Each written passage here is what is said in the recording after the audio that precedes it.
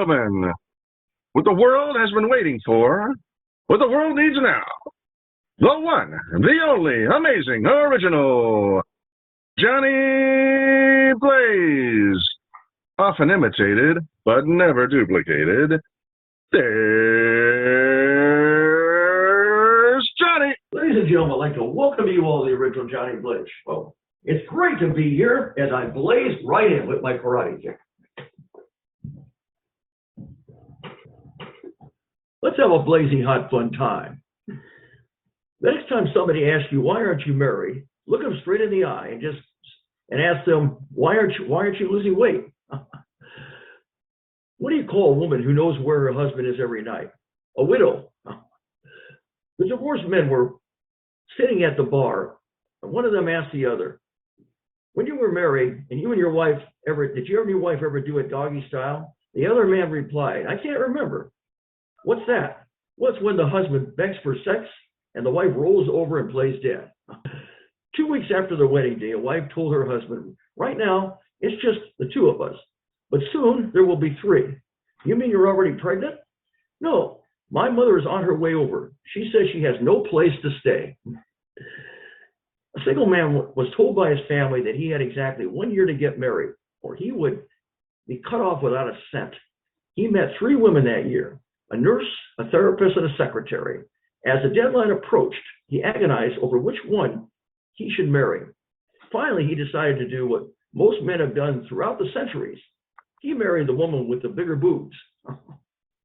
The definition of bigamy is one wife too many, which is also the definition of monogamy. A married friend once told me, if there is one thing that I've learned after 10 years of marriage, that's the first 10 years are the hardest. Well, that was the last time that I ever heard from him.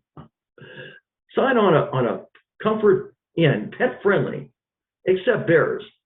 We're not making that mistake again. We have a blazing hot fun show with a special guest. He is a multi-talented former page at NBC-LA, a location manager at Entertainment Tonight, a technology strategist at Dimples, and owner of a teleprompting company. And he is also a former associate director and stage manager of NBC-LA. So please give a big warm welcome and say hello to the one and only Mike Ramirez. Hello, Johnny. Hey. Thanks for having me. Hi, Mike. You're welcome. Mike, give me a rundown. Let me hear about the Mike Ramirez story. How did you get started in entertainment? Tell me the most exciting, a lot of people have most exciting, unique events in their life. So tell me about that and where are you from? Let's hear the story, Mike. Yeah, let me go back to the beginning. I was born in Glendale, but as a little kid, we moved up to Northern California, and I went to school mostly up there. I started getting interested in photography when I was 9 years old. I started taking pictures. So that was really kind of the beginning of it. And then I got drafted. I went into the Army. And when I came out, I was going to use my GI Bill, and I went to college. I went to an art school called California College of Arts up in Oakland, California. It's about 25 miles north of where I was living, which was Hayward, California at the time. And once I got into college, I discovered video, and I really fell in love with video and filmmaking. So I decided that was going to be my major. And so I got a major in film and a major in television production. After college, I was very lucky. I got a job at a television station. And I directed the news at KSBY-TV in San Luis Obispo. I was there for almost a year and a half, did more than 300 shows because I was doing 2 shows a day, 5 days a week. I did the news at 6 and then directed the news at 11. So after almost a year and a half of that, I decided it was time to go from the 125th market to the number 2 market. So I set my sights on NBC in Burbank. And so I moved, took some crazy part-time jobs, doing stuff in radio, all kinds of crazy stuff. And then finally, I got lucky again, and somebody gave me an introduction, a fella I didn't even know. He just liked my resume. And So I got an introduction to NBC. I became a page. And if people don't know about being a page at NBC is a lot of different jobs. While I was there, I seated the audiences. We gave tours every hour. On the hour, we would give a tour of the plant and show off the stages and all that to groups of tourists. Because I had a technical background, I did a lot of technical tours for foreign executives from other television networks in Japan and Europe and all over the place. So that was kind of fun. We also did a thing called limo runs, and I did a lot of those with a lot of different stars over the years. Patty Duke and just a lot of different people that were doing work for NBC. So I only did that for about 6 months, though. And then I got promoted, and I worked in the operations department where we published the daily log, which is just a rundown of everything that happens on the air. And it was kind of an intimidating job, especially at first. They had a sign on the door outside our office that said "Publish or Perish." So we knew that what we were doing was deadly serious. And it was, because it was a legal document that all of the operations people that actually pushed the buttons and rolled the tape, they had to follow, those directions. So it was quite important. And so I did that again for about 6 months. And then I was promoted again. And this time I went back into production, and I was making television shows again, which is what I wanted to do. And that was my main goal when I went there, is I wanted to be an associate director and then a director. I ended up being they have a special, for local news people, a special combo job that is stage manager / associate director. So that was my job. And I really enjoyed being the associate director. It was very much like what I was doing in San Luis Obispo, directing the news, but I was working with a director. And so I got all of the small jobs. Being a stage manager wasn't so much fun. It was just a different kind of work than I was used to doing. So I really had to get used to that. And after about a year and a half of that, I decided that I wanted to do something cutting edge and something new. And I found out about satellite business. So I went to work for a place called Robert Wool Company. And what we were doing was distributing television shows like Entertainment Tonight, Star Trek, syndicated, Louis Ruckhiser. We did all kinds of stuff, the Disney Channel. And so I worked in operations there. And it was basically what they call a day of air desk, where all the last minute news, like breaking news and things like that, would come in, and you'd have to get a satellite really fast. So we would always have competitions on who could get the fastest orders done. I did one once that was about 20 minutes, and it was a call from Rupert Murdoch, who owns Fox News. He wanted to get a story from Sydney, Australia to London. Okay, and that hop required 3 satellites, one from Sydney to California, one from California to Massachusetts, and one from Massachusetts to London. And I did that, and it took me about 25 minutes. So he was thrilled, because it was a breaking news story for England. So I guess I was pretty good at it, because eventually I was hired away by Paramount Pictures. And one of the shows that I was dealing with for them, I did a lot of breaking news stuff for them also, was Entertainment Tonight. And I went to work at Entertainment Tonight as a location manager. So there I was managing all the local people, cameraman, editors, all of those kind of people. And it was an amazing job, and real high pressure. There was a lot of politics involved, and we eventually ran into trouble with Paramount and all the studios at the time back then. It was like 1982, if I remember correctly. We got a fella in to do documentary hard-hitting footage, because we had been slammed in the press for being basically just an electronic press kit for all the studios. So the executive producer, George Ramirez, decided we were going to do some hard-hitting investigative reporting. First, we did some on animal cruelty, especially with like large animals like horses and things like that, because they're used a lot in westerns and other programs.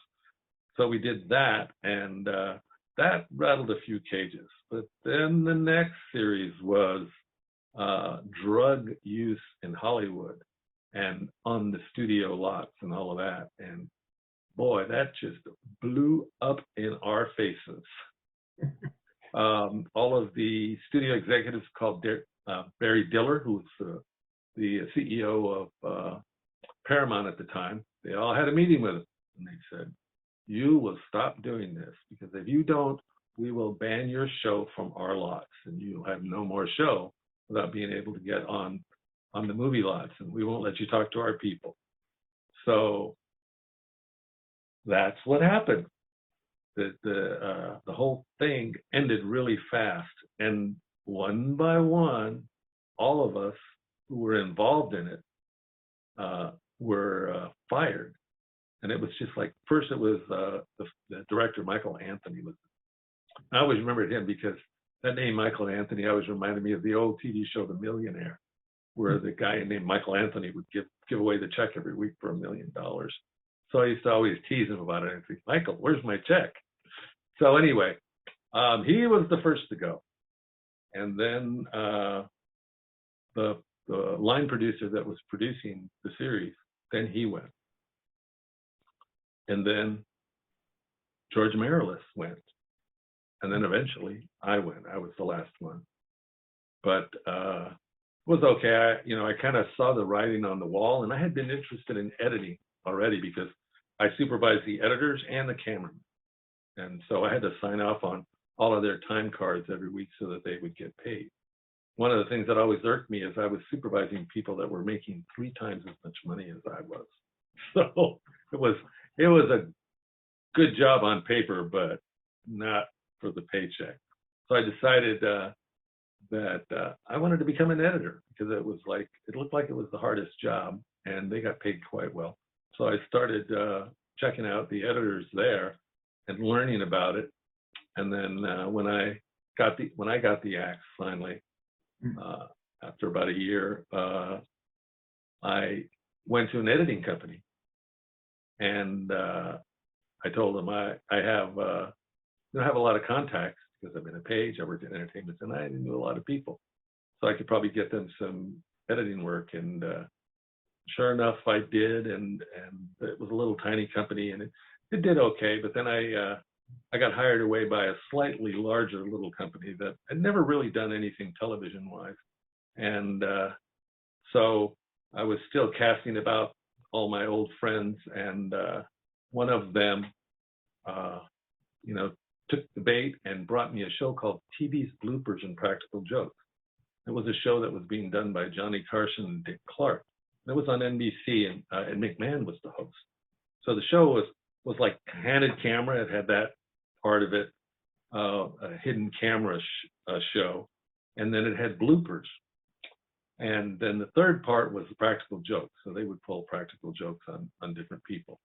So celebrities, of course. So that show did really well for about a year, and then kind of started to fizzle out. So it got canceled. But that show really put us on the map. We had done a real television show for a real television network. So suddenly we were starting to get interest from other production companies that were doing things that were a lot bigger than anything they had ever done. And then one of the producers from the Bloopers and Practical Jokes brought us this funky little show with Geraldo Rivera, where he was going to go looking in Al Capone's vault over in Chicago to find if they could. There were rumors of riches and booty and weapons and all kinds of stories about stuff that was going to be found in this vault in the bottom of a hotel in Chicago. And so we did all the backstories. We were talking to like 92-year-old ladies that were 3, 4, 5 years old when Al Capone was running about. And then, so we would do a couple of stories, and then Geraldo Rivera would do a live shot. So it was like an hour-and-a-half show, which an hour of it was stuff that we edited. Half an hour was Geraldo Rivera live. So they were trying to build up tension with this going back and forth between the backstories and Geraldo Live. He started out outside the hotel, and in every segment, he'd get closer and closer to the vault. So anyway, to make a long story short, when Geraldo Rivera finally got into the vault, there was nothing there but some broken beer bottles. So poor Geraldo Rivera had egg on his face in front of the whole world. And I do mean the whole world, because this was broadcast over the entire Europe and Japan and America and South America, all over the place. It was, at the time, the most watched television show in history. And it's still to this day, because it was a syndicated show, it was not a network show. And to this day, it is still the most watched syndicated television show in history. So it was really a historic program, to say the least. And so with that, our fortunes at the company, which was called Sunset Post, really blew up. And suddenly we had all kinds of people wanting to edit with us, because we had been involved in this giant show, which you would have thought, because they didn't find anything, would be a big flop, but it wasn't. It was a big giant hit. So anyway, the company grew like crazy, and while I was there, I continued to be interested in editing. And so I was an assistant editor. I was assistant editor helping on Bloopers and Practical Jokes, and I also did it on Al Capone's Vault. And then I got a gig working for Nordstrom. They were just rolling out all of their stores, new stores across Southern California.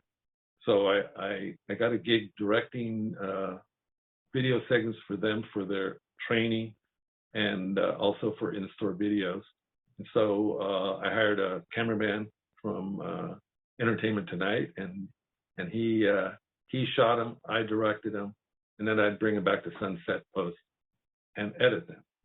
So I got more editing experience. And then when I did finally leave Sunset Post, I took a job at a place called Veritel Video, which was a even larger editing company. And I was assistant editor there for about 6 months or so. Worked on some interesting things. I remember an evening with Diane Sawyer when she was doing a story about the Menendez brothers, the two Beverly Hills boys who killed their parents. Oh, yeah. So I did that. And I also started getting more and more editor training, because sometimes they would need an editor and they wouldn't have one available, and I had the experience. They would throw me in there and I'd get paid the same, but I'd get a credit for editing. And one of the shows that I was editing on a lot and doing voiceovers and other things for was called Hollywood Insider with Sean Southwood. And she was the lady who eventually would become Larry King's wife. So I've known Sean, all that time. And she's been a really sweet friend. She's a very, very nice lady, and I've always enjoyed our conversations. So from Veritel, I just started editing shows. I did stuff for the Speed Channel, like Monster Truck Challenge Series and Super Motocross and other kind of sports-related shows like that. And then I got some work with a company called GRB, which was doing stuff for Discovery. We did a show, I think I was on that show for 3 or 4 years. And it was called Movie Magic, and it was about special effects in television. And then I landed this little gig. Somebody told me that some show for high school students called Channel One was looking for an editor, but they wanted somebody that was also experienced in the control room to be technical director. So I had been around control rooms enough. I knew the switchers and all that. And when you edit, you work with a switcher anyway. So if you work on any big kind of productions, you would know the switchers. So I knew the switchers. So I was like the vacation relief technical director, and I was also the main freelance editor. And I worked with 2 people that went on to be quite famous. Anderson Cooper, who I never actually met, but he was a foreign correspondent. He was always going to like Bosnia or down in Africa, wherever the wars were. He was like a war correspondent. And so he was on the show. And then there was Lisa Ling, who I did work with all the time. I edited many, many stories with her. And there was a whole group of kids, really young kids, that was all their first television jobs. A lot of them went on to do bigger and better things. I remember one of the most memorable things with Lisa was I was working on the show one day, and she came to me, and I was editing. She said, "Mike, you're a photographer, aren't you?" I said, "Yeah." She said, "Well, I'm going to be interviewing Mikhail Gorbachev, the former premier of the Soviet Union, on Tuesday. Are you going to be here on Tuesday?" And I said, "Yeah." She said, "Well, could you bring your camera and take a picture of me and him?" So I did. I took a picture of Lisa and Mikhail Gorbachev, and I just shot the roll, and then I took it out of the camera and gave it to her. Never saw it again.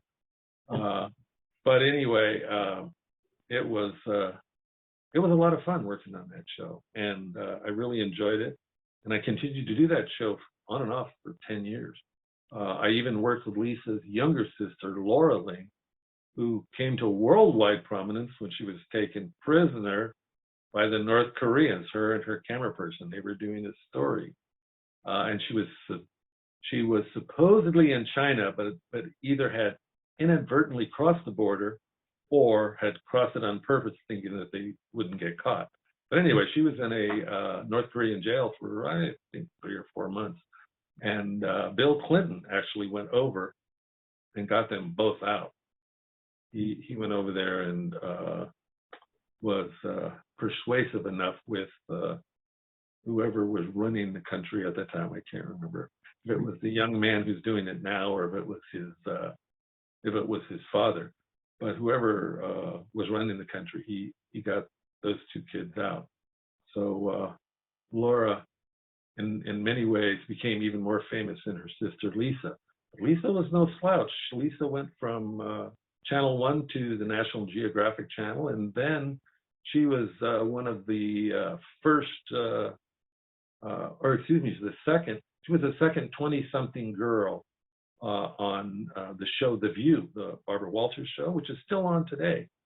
As a matter of fact, she replaced another friend of mine, Debbie Maffenthopoulos, who was the first 20-something girl. And I worked with Debbie probably 7 or 8 years after that. We were doing a live show, and she had a really horrible script. And so, she came to me like 2.5, 3 hours before we were going to actually do the show. She goes, "I have to rewrite this as much of this as I can, as much of that." And so I sat there with her, and we rewrote the entire script. So, so it was an interesting experience, and she was very grateful for that. So anyway, I did a lot more editing. I did Willard Scott Home and Garden Almanac, and a bunch of shows for HGTV, again with George Marilis, who found me editing and had me work on one of his shows first, and then eventually I was doing like 4 different shows for him at the same time. So from there, I had a heart attack. And I had been sitting in an editor's chair for, almost 20 years. So the doctor told me, "Mike, you got to get out of the chair. You got to move around. You got to get some exercise. The best thing for you to do is find another job." I said, "Well, I can go back to do production again, I guess." So that's what I did. I decided, okay, I'm going to go back to doing production. So I got a few gigs here and there directing some shoots. And then one day this guy called me and wanted to do some real estate commercials. And he put me together with a talent guy, and the talent guy I have to have a teleprompter. This is a guy who was an old news guy from like the Midwest or something. I can't remember where he's from. But anyway, he said, "I have to have a teleprompter." So I went casting about for teleprompters. They were $800 a day, and our budget was about $800. So it was like, I told the producer, "Well, you can hire a teleprompter, but then you're not going to be able to pay me." So he said, "Well, see what you can do, see what you can do." So I thought about it, and I decided well, first of all, I did research, and I found that one of the reasons it was so expensive is because the teleprompter we were using, the old TV monitors, like the CRTs, the big giant boxes like we used to have, not the flat panels like we have now. So right away I thought, well, God, that's silly. Well, why isn't anybody using the flat panels, especially for locations? It'd be a lot easier. So basically what I did was I found an old teleprompter that CBS had thrown away or sent off to be recycled. 5 or 6 of these teleprompters. I bought 2 of them, and I threw away the CRT monitor, and I created a new mount, and I put flat panel TVs on it. And then I created a mount to put it all on a light stand or like a C-stand. And so people told me later I invented a new kind of teleprompter because nobody had ever used them before. And within a couple of years, all of the big companies were copying what I had done. And I felt so stupid because I didn't ever think of, oh, I should patent this. Yeah. It was already in the public domain. But so I totally destroyed that industry because it went from people who were charging $800 a day. And I think I started out charging about $350 a day. And then I went up to $450 or $500. And I had so much work. I had so much work that I built 3 more teleprompters, and I had 2 other groups of people that were teleprompting for me. So when I couldn't do it, I had another guy that would do it, and then I had a girl that would do it. And so I had to train them on how to use the gear also. And that went on for like 12 years until a lot of other people saw what I was doing, and they would look and, kind of take notes. And pretty soon people were copying what I had done. So, but I kind of had a head start. So I had a lot of different people that heard about me. And I ended up working with a lot of different celebrities and with a lot of different odd companies. Like I got a call once from a company from Canada. And I ended up spending the day working with William Shatner, who was the former Captain Kirk on Star Trek. And, I had heard horror stories about how difficult he was and what a big ego he had and all of this. When I worked with him, he was a sweetheart, but maybe, the hard knocks of Hollywood had softened his tough edges because he was a very sweet guy. I worked with him, I think 3 times, and he was extremely nice every single time. And so I got, it was like every week I didn't know if I'd be working with like the lineman from Southern California Edison or I worked with all kinds of different people, and lots and lots of celebrities, and people from all over the world, singers, actors, all That's kinds. what I wanted to ask you. Excuse me. I wanted to ask you, what is your secret for? You seem to be able to attract celebrities like a magnet. What is your secret? What is it? What is there about you that makes you you're able to do it such a way that people seem to automatically seem to? I think as a kid, I was taught by my stepfather.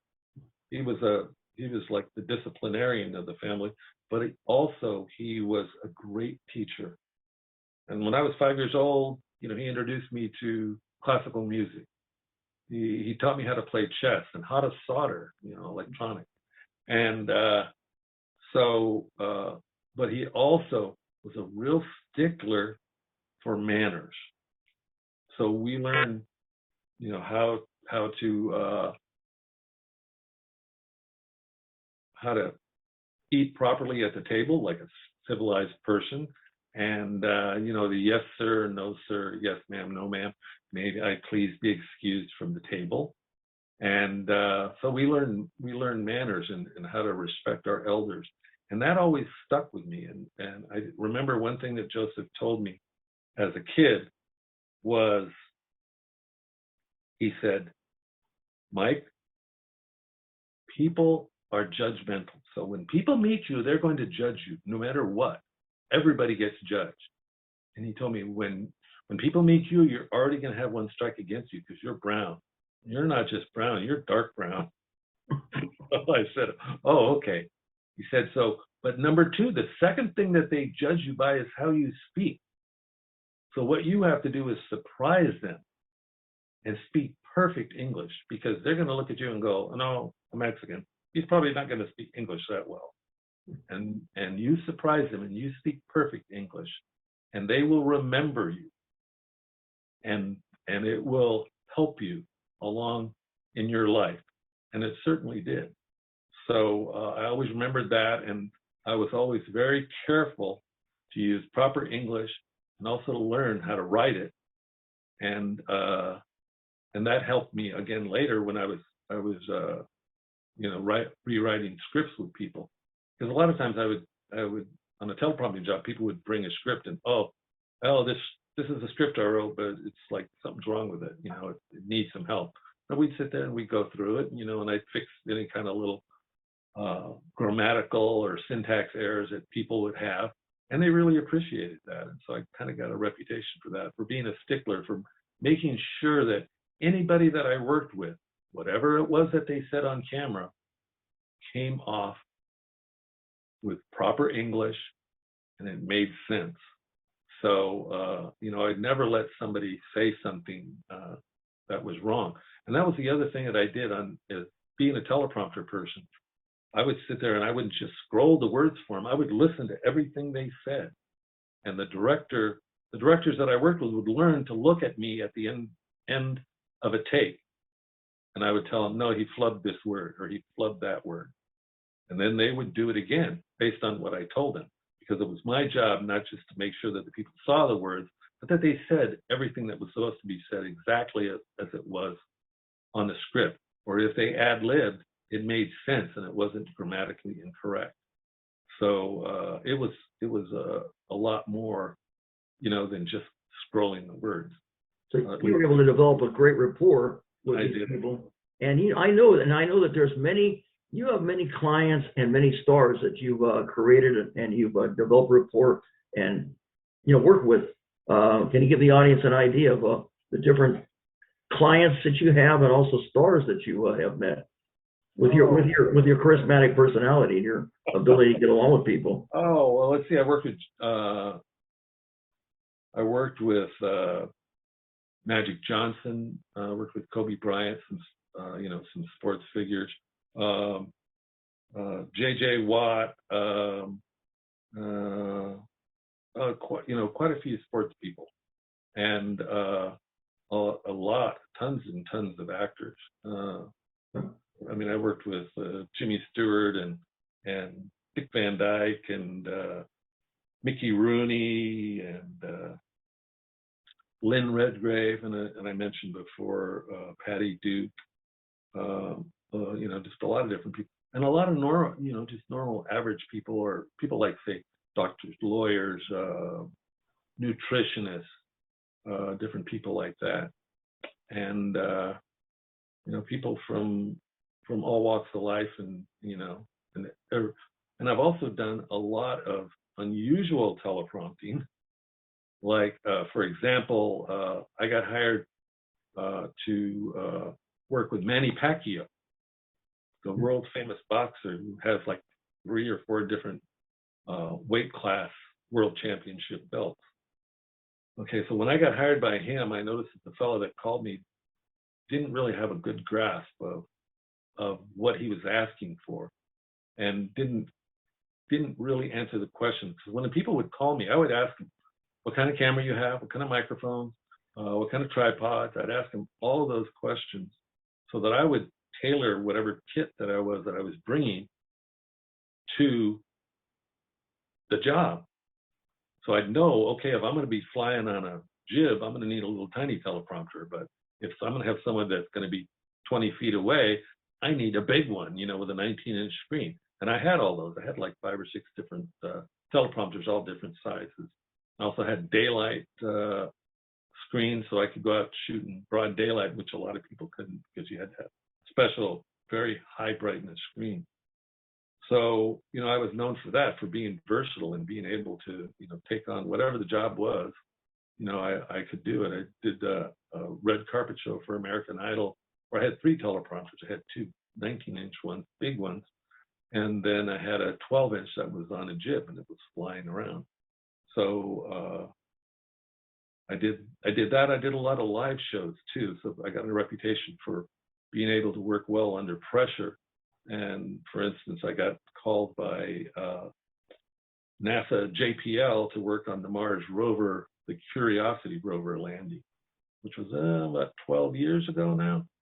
But it was a big worldwide event. They live streamed it to the world. They were expecting about 4 million people to watch, and more than 8 million people watched.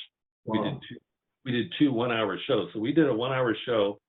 We took a 15-minute break and ran up the hill from where space control was, where the entry, descent, and landing portion of the mission was, so that once the spacecraft landed, then as the scientists were getting in communication with the rover and making sure that they had the right telemetry coming back from it and that they had control of it, we ran up and reset, and then we were there while they made the rover move, and when the first pictures came back from Mars. So, that was kind of a high pressure situation, kind of stuff you can't do over again. Same with, like, I did the Oscars red carpet at the Academy Awards for Canadian television. And that was the first time that they ever tried it live. And so that was an interesting situation, because normally they would package it and they would show it like with a half-hour delay. But we actually did a live show, so that was. Well, in our promo now, we have I noticed you had met Betty White. You have your arms around Betty White. Oh yes, that was about. I'm trying to think. That was 6 years ago. It was right. I think it was either season 1 or season 2 of The Voice, because The Voice was right across the street at Universal from the stage. We were on one stage. The stage across the street was The Voice, and I think it was season 1. I'm not sure. It might have been season 2, but excuse me, I'm getting a little dry there. That was kind of cool because I knew a couple of the people on The Voice. I knew Blake Shelton, because I had done a PSA with Blake, probably not quite a year before that. And I always, whenever I'd work with celebrities, I'd always, if I didn't know them, I'd try and do some research so that I would know what I was getting into. For example, with Manny Pacquiao, I had to teleprompt to him in Tagalog, the language of the Philippines, and I don't speak Tagalog. So that was really a tough job, but I managed to do it. But anyway, getting back to Blake Shelton, I did some research on Blake, and I found out that he was a drinker and that he especially liked wine. So I thought to myself when I was packing my kit, I think maybe I'll just throw in a wine cork remover into my kit just in case Blake decides he wants some wine after we're done. And sure enough, we finished the shoot. It only took us about 4 hours. It was a pretty short shoot, or maybe 5 hours. And after we were all done, Blake pulls out a bottle of, I don't know, Pinot Noir or Cabernet Sauvignon, some really expensive red wine. So anyway, I hear him saying really loud, "Does anybody have a bottle opener?" And so he was like kind of in the other room, so I didn't say anything. And then I was going to wait and see. Nobody had a bottle opener. And then he came back onto the stage where we had been working. And he said, "Does anybody have a bottle opener?" And I said, "You mean like a cork remover for a bottle of wine?" He said, "Yeah. I told him, "Well, I just happen to have one here." Oh, and he was thrilled because he wasn't going to get to drink his wine. And that was funny because he remembered that, because probably the next year I was at Dimples, and he came in and he brought 2 young people with him, 2 kids that were on the show. It was the kid that won the competition and the second place person. So anyway, he brought them into Dimples, And Dimples, Dimples always got all kinds of celebrities, tons and tons of celebrities. I mean, I won't go on anymore about that because I want to tell you a whole thing about Dimples. Well, that's what I was going to mention to you. Now, I noticed, much. and of course, I know you from Dimples, and I noticed that you have a shirt, the Dimples shirt, Stardom and everything. Yeah. Oh, so anyway, getting back to finish Blake. Blake came in to Dimples with these two kids. Okay. So I have my own personal policy, and pretty much everybody at Dimples was pretty cool. Anybody that worked there, they didn't bug the celebrities, and the celebrities liked that. If you didn't have any business with them or when you didn't bother them, you didn't go over and ask for autographs or anything like that. And we really discouraged the other patrons, the people that were like tourists and stuff like that. We'd say we really like to just leave the celebrities alone so they can have fun too.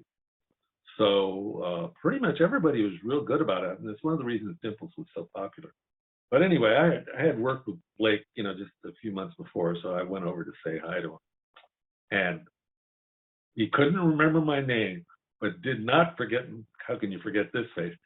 Didn't forget my face, and as soon as he saw me, he lit up and he said, "The guy with the bottle opener." And he was like pointing at me like, oh, what's the name? I said, "It's Mike." And I think I had a shirt on that said Mike on it. So anyway, he said, "Oh yeah, good to see you." So anyway, that was kind of fun. And then I also knew Adam Levine from that show, but that's another story. But anyway, that's enough about teleprompting and like regular. Adam Levine. Oh yeah, Adam Levine. There were some people like Reba McEntire was one of those people that I kind of crossed over with both, because I did. Sal called me one day. Sal is the guy who owns Dimples. He called me one day and said, "Well, you have a karaoke setup, right?" I said, "Yeah. No, I do." So he said, "Well, I got a call from Disney, and they want karaoke for this party." And I said, "Well, how come you don't have them come here?" "Oh, they don't want to come here. They want to do it on the set." So he referred me. That was the first referral, and after that, I got a bunch of them. That referral was for a show called 8 Simple Rules for Dating My Teenage Daughter. That was a show John Ritter was on, and so I did that. I did all of their parties, every single rap party, birthday party, whatever it was. They'd always have karaoke. And I remember a little Kaylee Kokio, I always screw up her name, who's was just recently on The Big Bang Theory. She was one of the stars of that show. But she started out on 8 Simple Rules. She was one of the daughters. And then, of course, John Ritter was on that show. And I remember it was so sad when he got sick, because you could tell it's like that year that he died, I saw him probably 3 times. The last time I saw him was probably three weeks before he passed away. Mm-hmm. And he was at the party there for maybe 10 minutes. And I asked him if he wanted to sing, and he goes, no, I'm real tired. I'm going to go home. And so he had a problem with his heart, but he was afraid of the operation. Mm-hmm. Being afraid of the operation cost him his life. That was kind of bad. The show went on. It had, I'm trying to remember, David Spade, and it also had, who was that? I didn't hear that last. David Spade from Saturday Night Live. Who? David Spade. Oh, Dennis Spade. Oh. I think it's David, isn't it? Yeah, anyway. Okay. So it had him and another old actor, the guy that played Maverick. I can't remember his name though, darn it. I'm losing it right now. But anyway, he was on that show. And then after that show, I did a show called Quince. I did a bunch of parties for them. That show was on for a couple of years. And then I did Reba McEntire, the Reba Show. I think I did 3. I think they were on for 5 years, and I think I did year 2, 3, and 4 for them doing karaoke parties. So, and then I ended up doing a teleprompter gig with Reba. She was selling her own line of shoes on QVC. Wow. So anyway, it was kind of interesting, because I had set up and we were all ready to go. but I always talk to people before, we actually do something to make sure that they can see the monitor and they can read it and all of that. So I went over to talk to her, and I said, now you can see the monitor, right? She goes, yeah, I can see the monitor. I said, no problem reading it. I don't have to make the words, because I could make the words bigger or smaller depending on what people's needs were. So she said, no. She said, I know you already, don't I? I said, yes, you do. Yeah. I said, I have one of those faces people can't forget. Being very brown, it's like, there's not a lot of, at least back when I was working, there weren't a lot of brown guys on sets. So anyway, I told her, I said, I'm your karaoke guy from the TV show. Remember the parties? You'd have karaoke? She said, oh, yeah. And I had taken pictures of, I think of the season 2, I had taken a bunch of pictures of Reba and her co-stars eating the cake, and they were doing some goofy stuff, and then I gave those pictures to the production company, so she always remembered that. So anyway, she was very sweet girl, but that was one of the few times. There were a few other times where, like, Rick something or other, he was a basketball player with the Lakers. Rick Fox? Rick Fox? Yeah, I had done karaoke for him, and then I did a shoot with him. And I did a shoot with a lot of the Lakers. Kobe Bryant? Kobe Bryant, like probably a year and a half so before he passed away. That was sad what happened to, when he died. It was great. There'll never be another Kobe Bryant. He's unforgettable. You did a karaoke show. My favorite of all the Lakers, though, was Magic Johnson. Right. Oh yeah, you met Magic. I worked with him like 3 times. I worked with him when he announced that he was going to be one of the partners buying the Dodgers, and I was with him when he also announced that he was creating a women's basketball team for the WBA, the Sparks, I think they're called. And then I went up to his office and we did a PSA for his charity. Public service announcement. Those were public service. So those are the 3. And you did a karaoke show with Lindsay Lohan and Samantha Ronson. Samantha Ronson, yes. Mick Ronson's daughter, and what were you? What was Mark Ronson's sister. Now Mark Ronson is very famous for being a record producer. He produced he produced Amy Winehouse. Oh, and he's also done work with Bruno Mars and a bunch of different. Mark is very, very big time. So what were you doing on that show? On that show, I was the player of the music, and I also was the announcer. Oh, so I would do the announcing, and then I'd call the people up. And so when people wanted to sign up, they'd have to come see me. I see. And so I met, it was like, I met all these little celebrities. When we first started that show, it was like pandemonium. We had every single gossip magazine, like People Weekly, Us Weekly. There was paparazzi all over the place. The first 4 or 5 weeks that we did that show, and we always had a lot of celebrities. A lot of celebrities. That's when I met Adam Levine. He was a regular. I didn't even know who he was. I said to it was either I can't remember, it was Lindsay or Samantha. I said, who's that guy singing? He's really good. He goes, oh, you don't recognize him? I said, recognize him? He's like all the way across the hall. It was a big room because we had a lot of people in it. So I was way in the back of the room so I could hear the sound good and mix it. And as a matter of fact, Lindsay finally brought him back to meet me once. She would do that every once in a while. She would bring, some celebrity back to meet me because they had mentioned something about what I was doing. And so she brought him back, and I said to him, "Oh, I finally get to meet you. I've been listening to you sing for a year now," because we did it 2 years, and he came both years, every Tuesday night. So at the end, kind of towards the end of the first year, he came to meet me, and he was telling me how much he enjoyed it. And he told me that you are the best audio mixer at a karaoke show that I have ever heard. So I took that as a big, giant compliment. Wow. And Well, that was Adam Levine you're talking that about. was Adam Levine, right, from Maroon 5. Right. Now, okay, Dimples, of course, I met you over there. You had the longest streaming, sound streaming in Dimples. He did that for what, 23 years?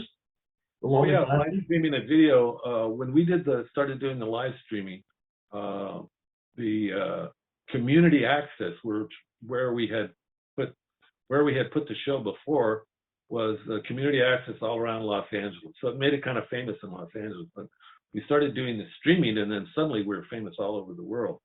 And we were one of the first venues to do it on a regular basis. We were doing it 7 nights a week.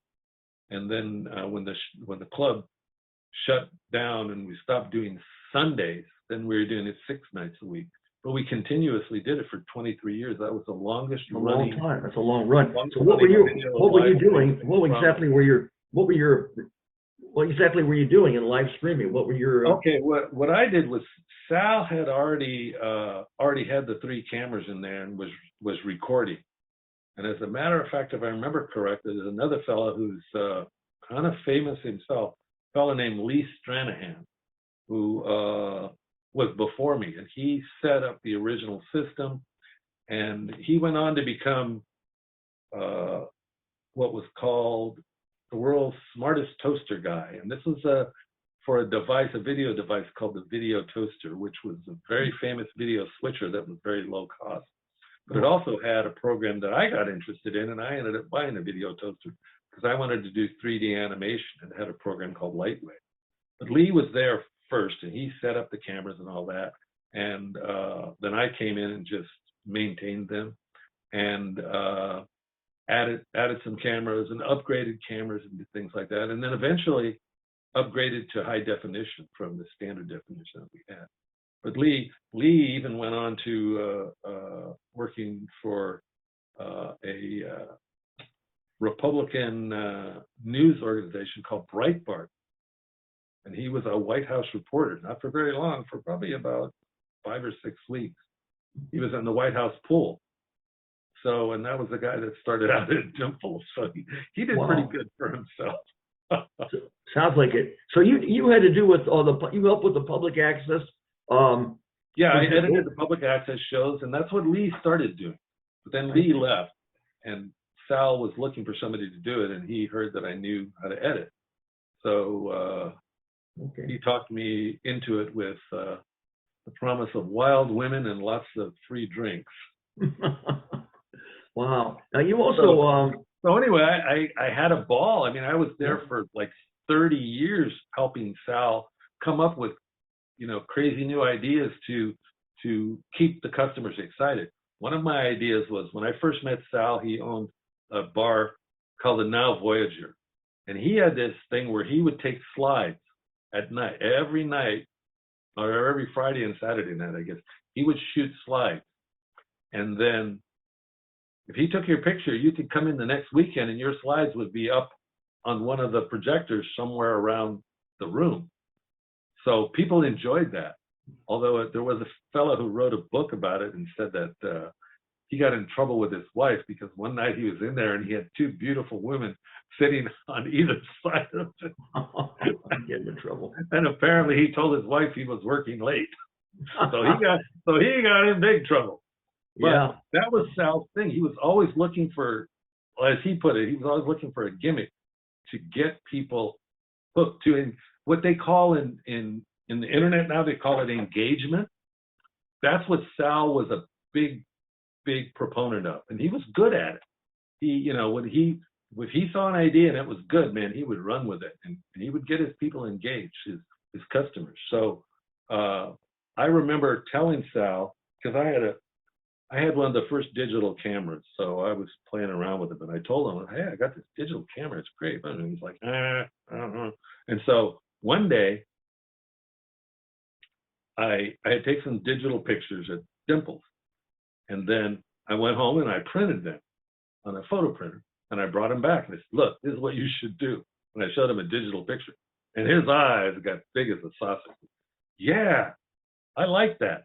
So we ended up buying a couple of printers, a computer, and Sal bought a digital camera, and he would go out and snap pictures of people in the club, and then go back in the back room and start printing them like crazy. And then, probably 10 or 15 minutes after somebody had been singing on the stage and Sal took their picture, he would walk over to the table and give them a picture. Didn't charge him for it. Never charged anybody for those photos. Those are And computerized. it was like a They were 5 by computerized 7. photos. That's right. Oh yeah, and people love those. Oh, So you had to do with at the beginning, initial creation of this idea, which you told Sal about. That was my first idea, and then when the community access started dying out, because that was already going when I got the community access. But when that started dying out and Sal couldn't, they told him, we're closing down community access. We're not going to do that anymore. So Sal was like, oh, Mike, what can I do? I don't, how am I going to get people to see this? I said, Sal, you've been selling to LA. How about we sell to the world? Wow. And he was like, huh? And pretty soon, sure enough, as soon as we started streaming, we got people from Paris, we got people from Japan, we got people from Russia, Wow. and Eastern Europe, and everywhere. I think China was probably blacked out, but everywhere but China. So so suddenly we had people coming from all over the world because they had seen it on the live stream. When we started the live stream, it was about this big. It was a tiny little picture, and in the end, of course, it was a big, full. So you had a hand in making helping Sal become successful with the live stream. Yeah, well, to continue to be successful, because it was always, that's the thing about entertainment. Is it's always, you always have to have, and like Sal called it, you've got to have a gimmick. You've got to have something that grabs people. And that was the big digital pictures, that grabbed people. That gave them something to put on their refrigerator, and then their friends would come over and say, what's that picture? What are you doing there? Oh, I was singing at Dimples. There are people I know that still have those pictures. It will say Dimple Showcase on there. That's right. Yeah, right. And we printed Dimple Showcase, the month and the year. So it is great. So it was a great memento. And then we also made DVD. Well, first we were doing videotapes. We were doing VHS, and we'd give those away. Oh yeah. Sal was buying hundreds of VHS, and then I talked him into switching over to DVDs when the VHS started. There was cassettes too in the past too. It was cassettes. Yeah. Oh yeah. And originally VHS. started out with audio cassettes. Right. And audio cassettes, and then video. And then the DVD. That was a great idea, the DVDs. Where can you get that? I mean, I collected them, and you're not going to get it anymore. I have quite a few on my entertainment website. Yeah. So it was, Dimples, I was there for so long, and Sal got me going, or I should say Dimples got me going doing karaoke. I had never done it before. I mean, I went there one night after work, and I'd been hired to work on this TV show. It was a soap opera called Santa Barbara. And it was after I had left NBC and I was looking for some freelance work. So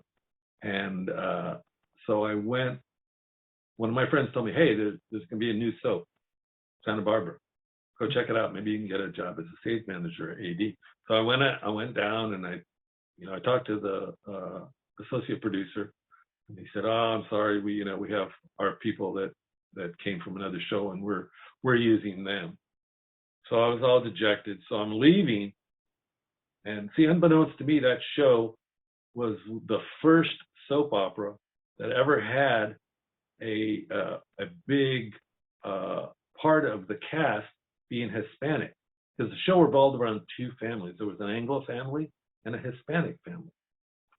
So, and there was all kinds of, conflict and, love stories and all that between the two families. So anyway, they needed a lot of actors and background people to be on the show, and they wanted a lot of Hispanics because that was the flavor of the show.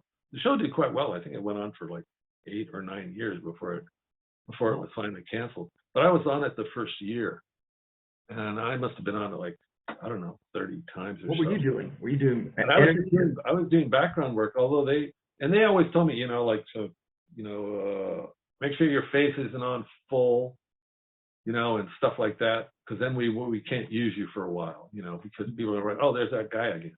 Oh. But I don't know why, but the directors they kind of had a thing for me because I became like this thug that they would every once in, like, if there was a bar scene and there was going to be a fight or there was going to be some conflict or something like that, they'd always have me in the bar, and I'd always be wearing all black, and they'd always show me. I mean, they opened up a show. They do what is called a cold open on TV shows, before they have the credits or anything like that. The show will just start. It's called a cold open. And I remember once I was the cold open. I was there with a deck of cards in my hand, and I was playing cards, and I had a stubble because they told me not to shave for 3 days. Really? And yeah, so I was there looking as tough as I could look. But I was on that show for months and months and months. Wow. And, but my wife at the time, I don't know, she didn't like the idea of me acting, even though I was making good money.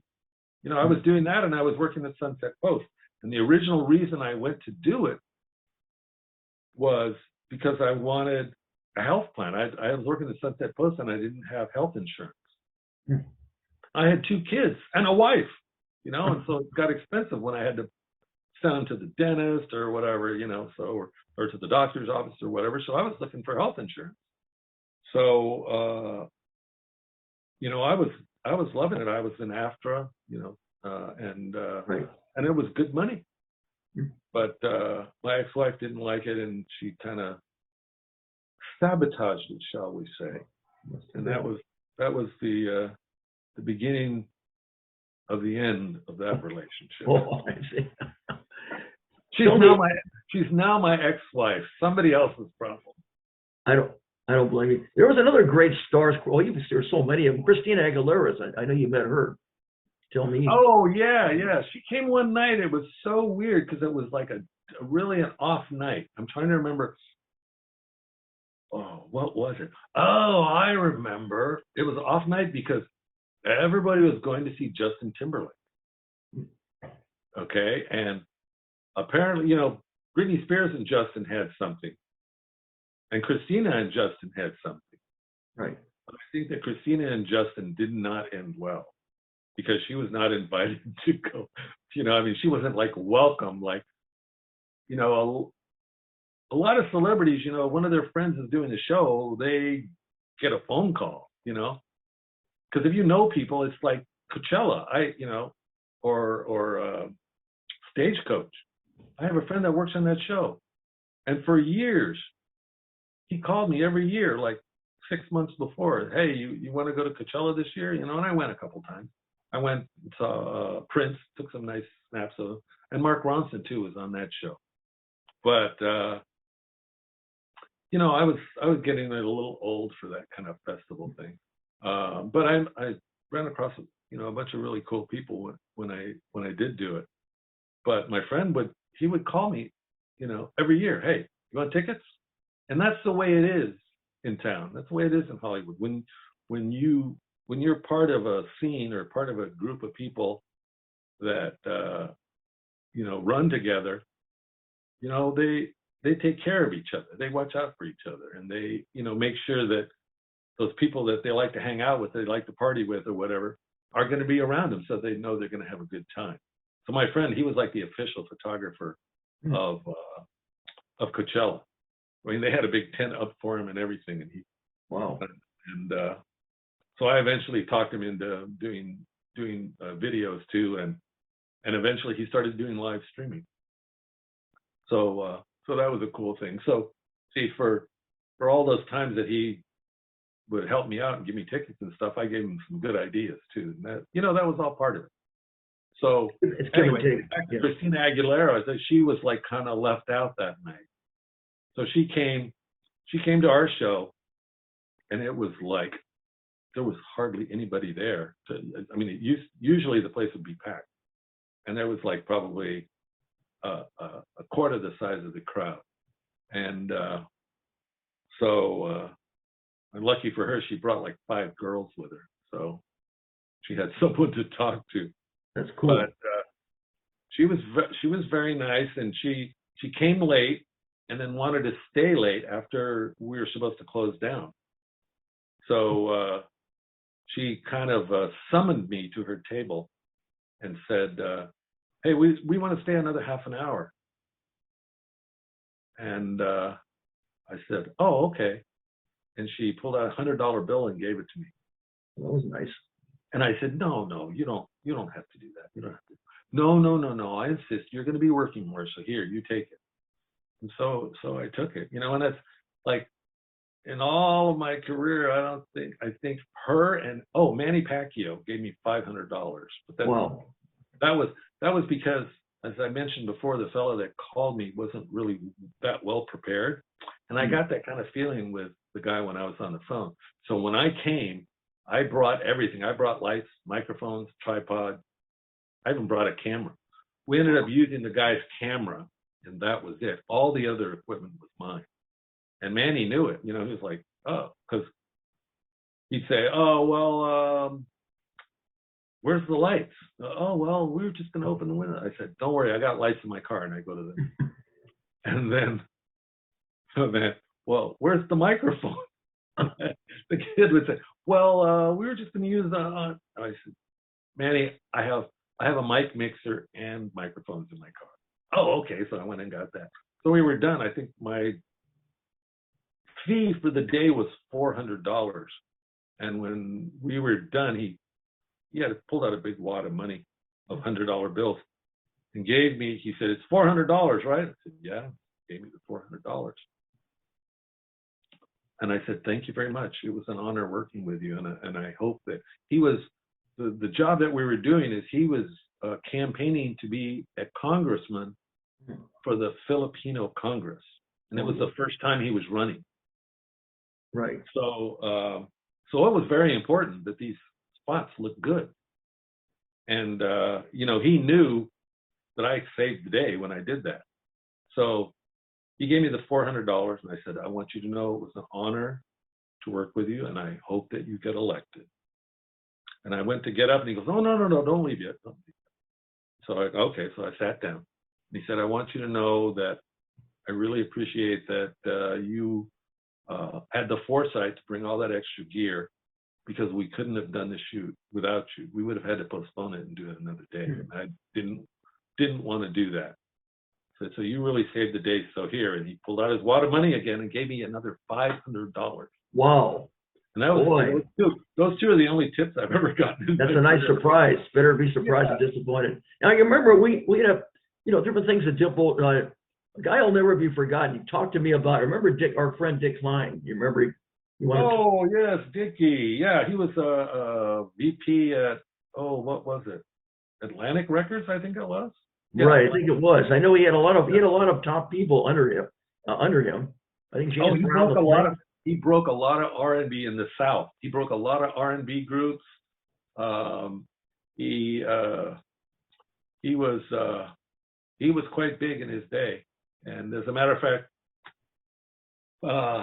he hired Luis Esteban, who ended up hiring me as the number 2 guy to go shoot a documentary about Elvis. So we went to Memphis. Dick Klein and Luis Esteban as the director, and me, I was lighting director and sound man. It's an interesting combination. And we were there living on Beale Street for 9 days during Elvis Week, and we went to the Elvis Museum. We went to Hume High School, where Elvis performed his very first public performance. At Hume High School in Memphis, they have a shrine, which is basically a classroom full of pictures and mementos from Elvis.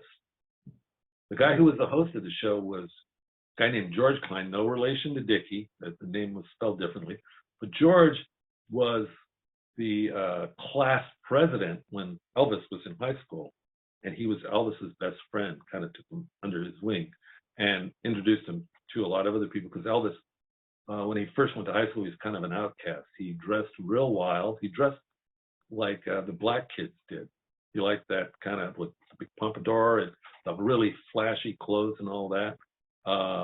And so he was kind of an outcast. And I remember hearing stories from the people that he went to school with, saying that he signed up for the music class, and the teacher really discouraged him. Said, "You can't sing, you're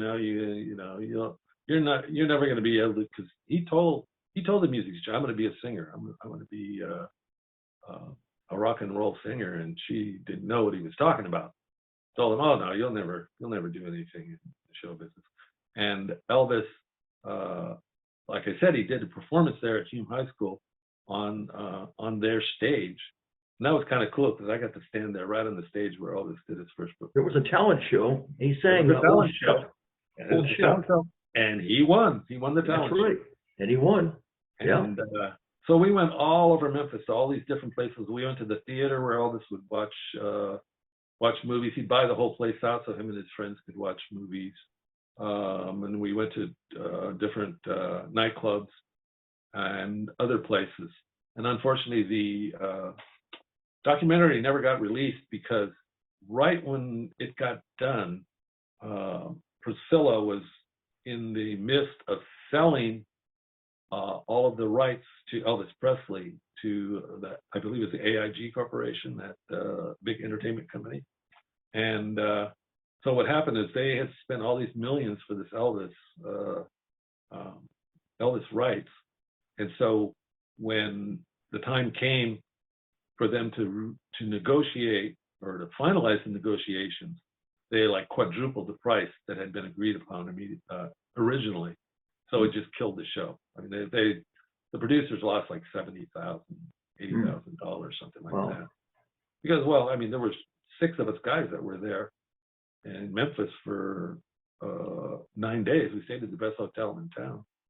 Did you ever have a chance to see Elvis in concert? That's something I wish I could have. It didn't happen. No, never did. Never did. Saw a lot of other people, but not Elvis. Right. When I was 13, I saw the Rolling Stones. When I was 16, I used to go to a nightclub every weekend to see Sly and the Family Stone, and got to know some of the people in the band, including Sly.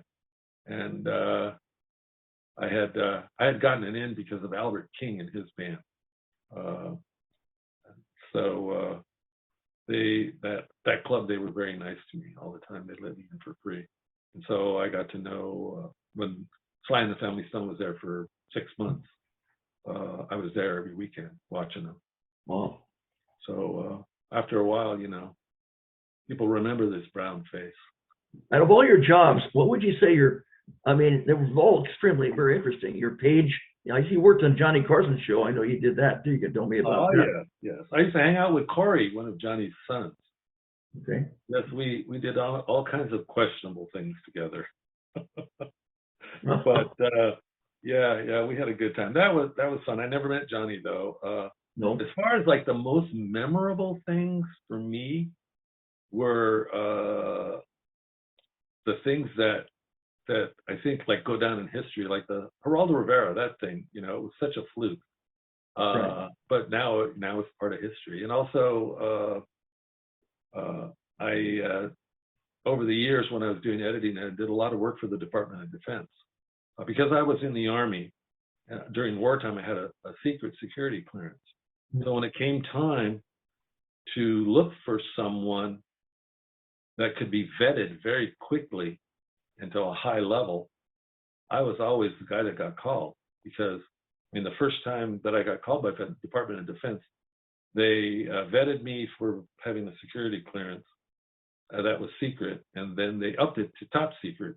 And then suddenly I'm working on the 117A stealth fighter program, the B-2B bomber program, doing videos, editing videos for the Department of Defense that would then go to the Congress for like Senate appropriation and congressional appropriation committees to see what they were spending all those billions of dollars on. And then I got hired to do some top secret work for NASA. And that's something I can't talk about. But I did that, and then years later, of course, I worked for JPL for about a month. The whole thing was the Mars Curiosity rover. That was a month-long thing. They, and I called when they called me, and I said, "How did you find me? I've never heard of you. How did you know to call me?" Because I already knew I had a reputation for being like one of the best teleprompter guys in the business, and good under pressure, doing live shows and doing big, like I'm talking like hour-long, 2-hour-long live shows. Those are extremely tough to be on point, the whole time with every single word that somebody's saying. You're following it and making sure that they can see it. So it is a lot of pressure. And when I asked the woman, well, why'd you pick me? How'd you find me? She told me, we wanted the best. I said, okay, you wanted the best. And so how did you find me? She said, Mike, we're the government. And that's all she would say. Wow. And I had already worked for the government so much already, that I knew they knew who I was. I mean, I did a bunch of, like I said, I did a bunch of stuff for NASA, bunch of stuff, and then a bunch of stuff for the Department of Defense. So, between all of that stuff, and then plus I was really surprised when they told me they had upped my security clearance, because I had gone for a job, and the guy asked me, okay, Mr. Ramirez, because you have to sign all kinds of papers when you do that stuff. You sign non-disclosure papers, but unlike, if you do not, I've done non-disclosures in business deals before. Okay, you do a non-disclosure and you break it in a business deal, they sue you. They take you to court. Wow, they do. Okay, when you do it for the government, especially when it's top secret, you sign papers say, if I even tell my wife, I can go to jail. And I did. I couldn't, I'd come home and my wife would say, so what were you doing today? And she'd always ask me, so what were you doing today? I just said, well, I was working for the government. I can't talk about it. You can't talk about it, I see. Yeah, so she got used to hearing that. Your teleprompting business now, what is there about it that really excites you, and the services you offer, and you continue?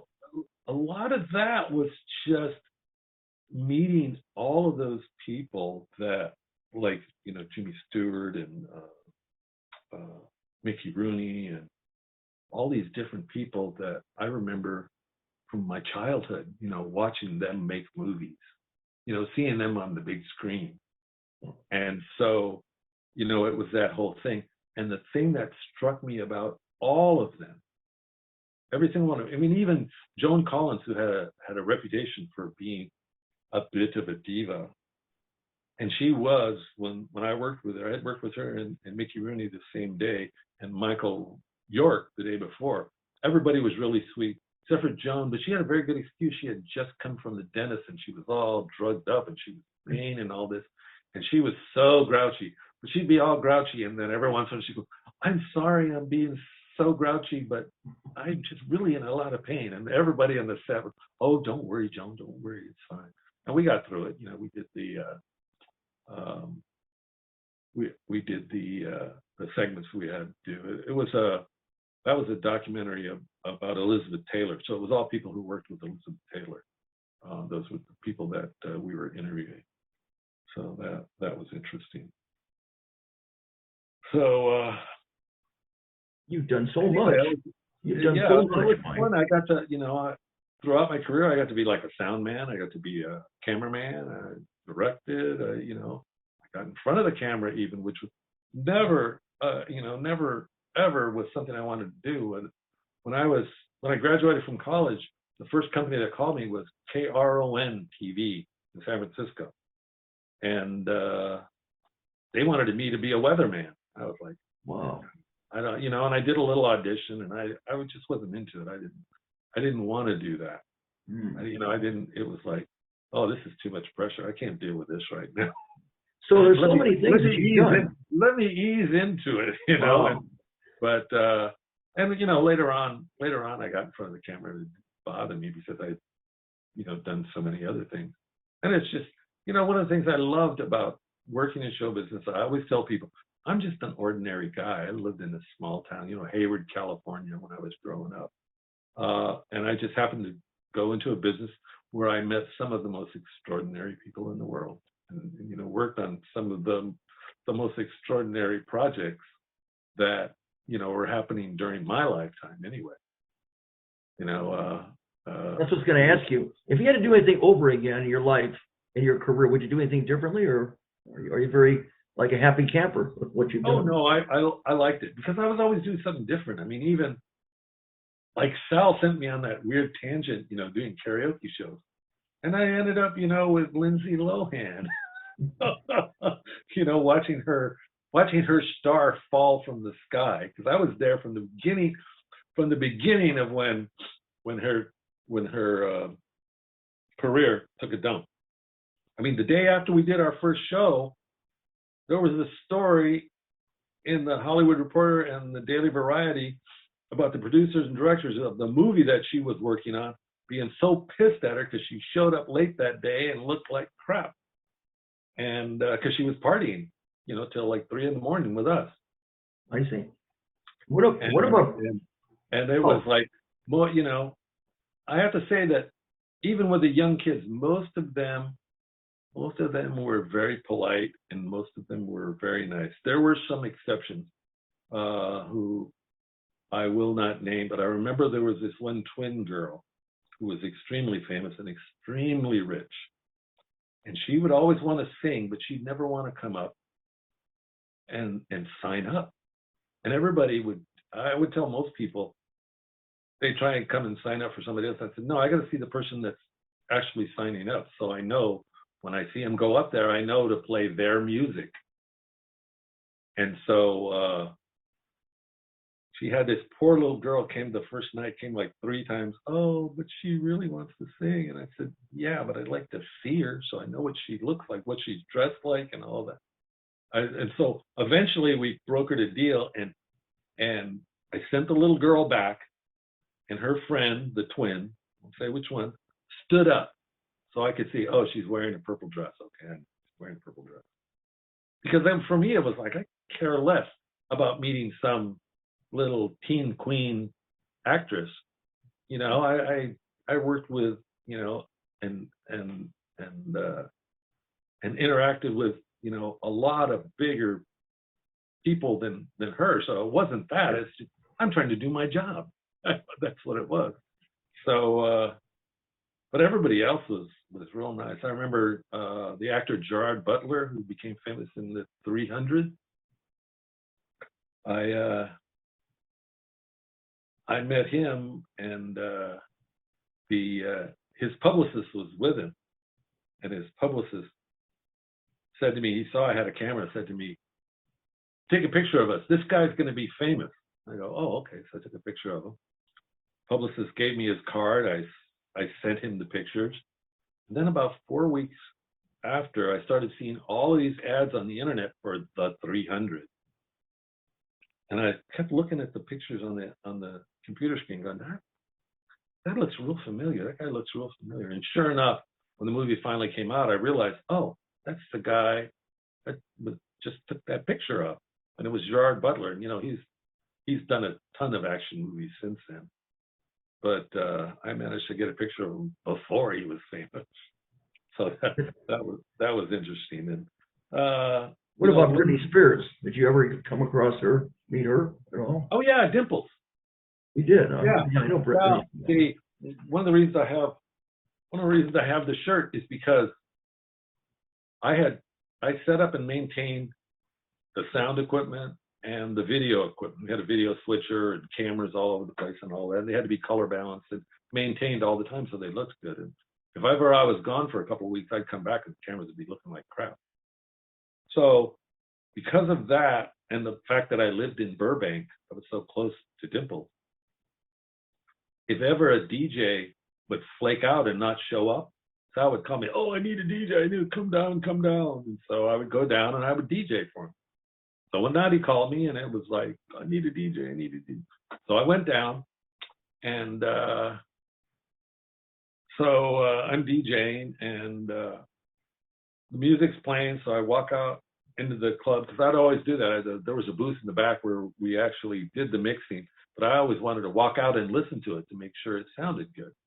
I was kind of a stickler for everything sounding good. So I walk out there and I see this woman, and it's like, God, she looks really familiar. I said, oh my God, that's Olivia Newton-John. And with some young teenage girl, eventually I found out it was her daughter. And because Sal was doing the community access, this young lady saw Dimples on the community access in Malibu and told her mom, this is where I want to go for my 16th birthday. So her mom brought her there. And her mom still had enough juice that she made a call to her record company and had Britney Spears come to meet her daughter. Oh. So Britney Spears came that night and discovered Dimples, stayed until like 3 o'clock in the morning. Yeah, we closed the club and kicked everybody out, but Britney and 3 or 4 of her friends. And that night I was, the backup DJ, so I was there for that. And I remember Sal called me back, and he had Olivia Newton-John with him, and he said, take a picture of us. I said, oh, okay. I took a picture. So I'm done, and I'm giving Sal the camera, and Olivia says, Mike, would you like a picture with me too? And I said, I would love it. Olivia Newton-John. So I went over and I stood next to Olivia Newton-John. Now, I had been in show business for 15, 20 years at that point, and I always had a policy that I would never touch a star, especially a woman. I would never touch them unless they touched me. I usually put my hands like this in front of me. So, and especially the way things are with Me Too and all that now, I'm glad I did that back then, because no woman ever said, Mike, grab my ass. But anyway. Mike, he did the right thing. Yes, you did. So anyway, I'm standing there, with my hands together like this, and Olivia Newton-John and I are getting ready to get the picture taken, and Sal says, okay, are you ready? And she said, oh, no, just a minute. And she put her arm around me. Oh, she did. I was like, when I was 20 and she was doing whatever it was she was doing, whatever movie she was doing, I had a big crush on her. And I told her, I said, I want you to know that you're fulfilling a young man's fantasy right now of when you put your arm around me. And she just giggled. So anyway, that was like one of the, and it's like, usually I've had pictures and worked with like Miss America, Miss USA, Miss Universe, tons and tons and tons of beauty queens, and only 2 women that I got my pictures taken with ever really frazzled me like that. It was her, Olivia Newton-John, and Jane Seymour. I went to Jane Seymour's house. Jane Seymour. Oh, yeah, that's another one. She was a Bond girl, absolutely gorgeous. Same age as me. She was born in, back then. Anyway, I will not say, because I don't want to kiss and tell. Well, I didn't kiss her, but anyway. You'll kiss her, but not tell her. We went to take a picture, and I was just like, oh my God, I can't believe I'm taking a picture with Jane Seymour. And she was so sweet too. She had a jewelry line with Kay Jewelers. And she also had a book out, which all of the proceeds from that went to her charity. So when we were done working, she gave me a book and autographed it, and I asked her, could I buy another one from you, because I would like to give one to my mother. And because every once in a while, like, I got my mom an autographed picture of Frank Sinatra once, and she was thrilled with it. So every once in a while, I would try and, do something like that for mom. So she said, oh, yeah, sure. No, you don't have to pay anything. So she gave me the book, and then also gave me this little necklace with whatever it was called, the open heart was what that jewelry line was. So she gave me not only 2 books, but then she gave me a necklace. And she showed me, because I had told her that, I was also an editor. she took me into their, they had an Avid Edit Bay. That's the same system I'm using that's back here. She showed me where they edited Walk the Line, that movie about Johnny Cash that Oh yeah, Phoenix, what's his name? Joaquin Phoenix. Joaquin Phoenix played the part of Johnny Right. Cash. Right. He played part of Johnny. Yeah. So anyway, she showed me that room, and her husband at the time was Stacy Keach's brother. I'm trying to remember his name now. First name? Kenneth? Ken? I'm trying to remember. But he was a Keach also. So anyway, she was very sweet. She showed me her studio where she did her painting. It was just like, she was so personable and so friendly. And some people were that way, you know, like Jimmy Stewart was that way. I spent a whole day with him. And yeah, he was so nice. And Dick Van Dyke too. I spent a lot of time with him. We were doing a birthday present for his brother who passed away, Jerry, had been on a show called The Coach with, what was his name? Go. I can't remember his name. But anyway, we had gone to the guy who was the star of the show, that played Coach. And he lived in Malibu, and his, not next door neighbor, but his back fence neighbor was Johnny Carson. Johnny Carson had the lot. I think wasn't that the husband of Shelley Fabre who played Craig T. Nelson. What? Craig T. Nelson. Craig T. Nelson? Okay. Yeah. So anyway, we were at his house, and he was real proud. Yeah, over that fence, that's Johnny's house. Well, Johnny Carson. Dick Van Dyke came, and he was very sweet, really nice fellow. And I worked with him. Dick, that was, I think, probably the third time that I worked with him when I was a page. I met him then. Then when I was a stage manager, he was on one of our shows at KNBC. And then I did this shoot for his brother.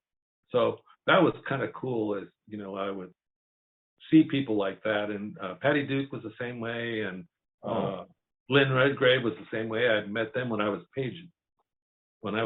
And then they'd come back and I was a stage manager. And they'd be going, ooh, we see Mike got promoted. That's they both teased me about that. How about now Jay Leno? I know Jay Leno did a show over there at Dimples. I know that. Oh, he did a bunch of them. He did probably 7 or 8 segments over the years at Dimples. And so did Jimmy Kimmel, did 3 or 4 right. that I know of. And who else was there? There was somebody else. That's where I met Jimmy. I met Jimmy right there at Dimples. Oh yeah. Yeah. I took a picture of him in the Dimples jacket.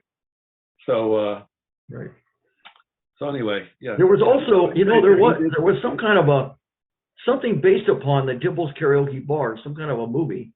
I never did get to see it, but it was supposedly based upon a Dimples. Oh, I didn't know. I know there was a movie that predominantly, or I should say, showed a lot of karaoke. I didn't know that it was based on Dimples. I always thought it'd be a great kind of a Cheers sitcom, you know, because there was so much there that, you know, that I saw go by. I remember there was a girl, Asia DeMarcos, you know, and I mean, I knew her well enough to know her real name, but I won't mention it.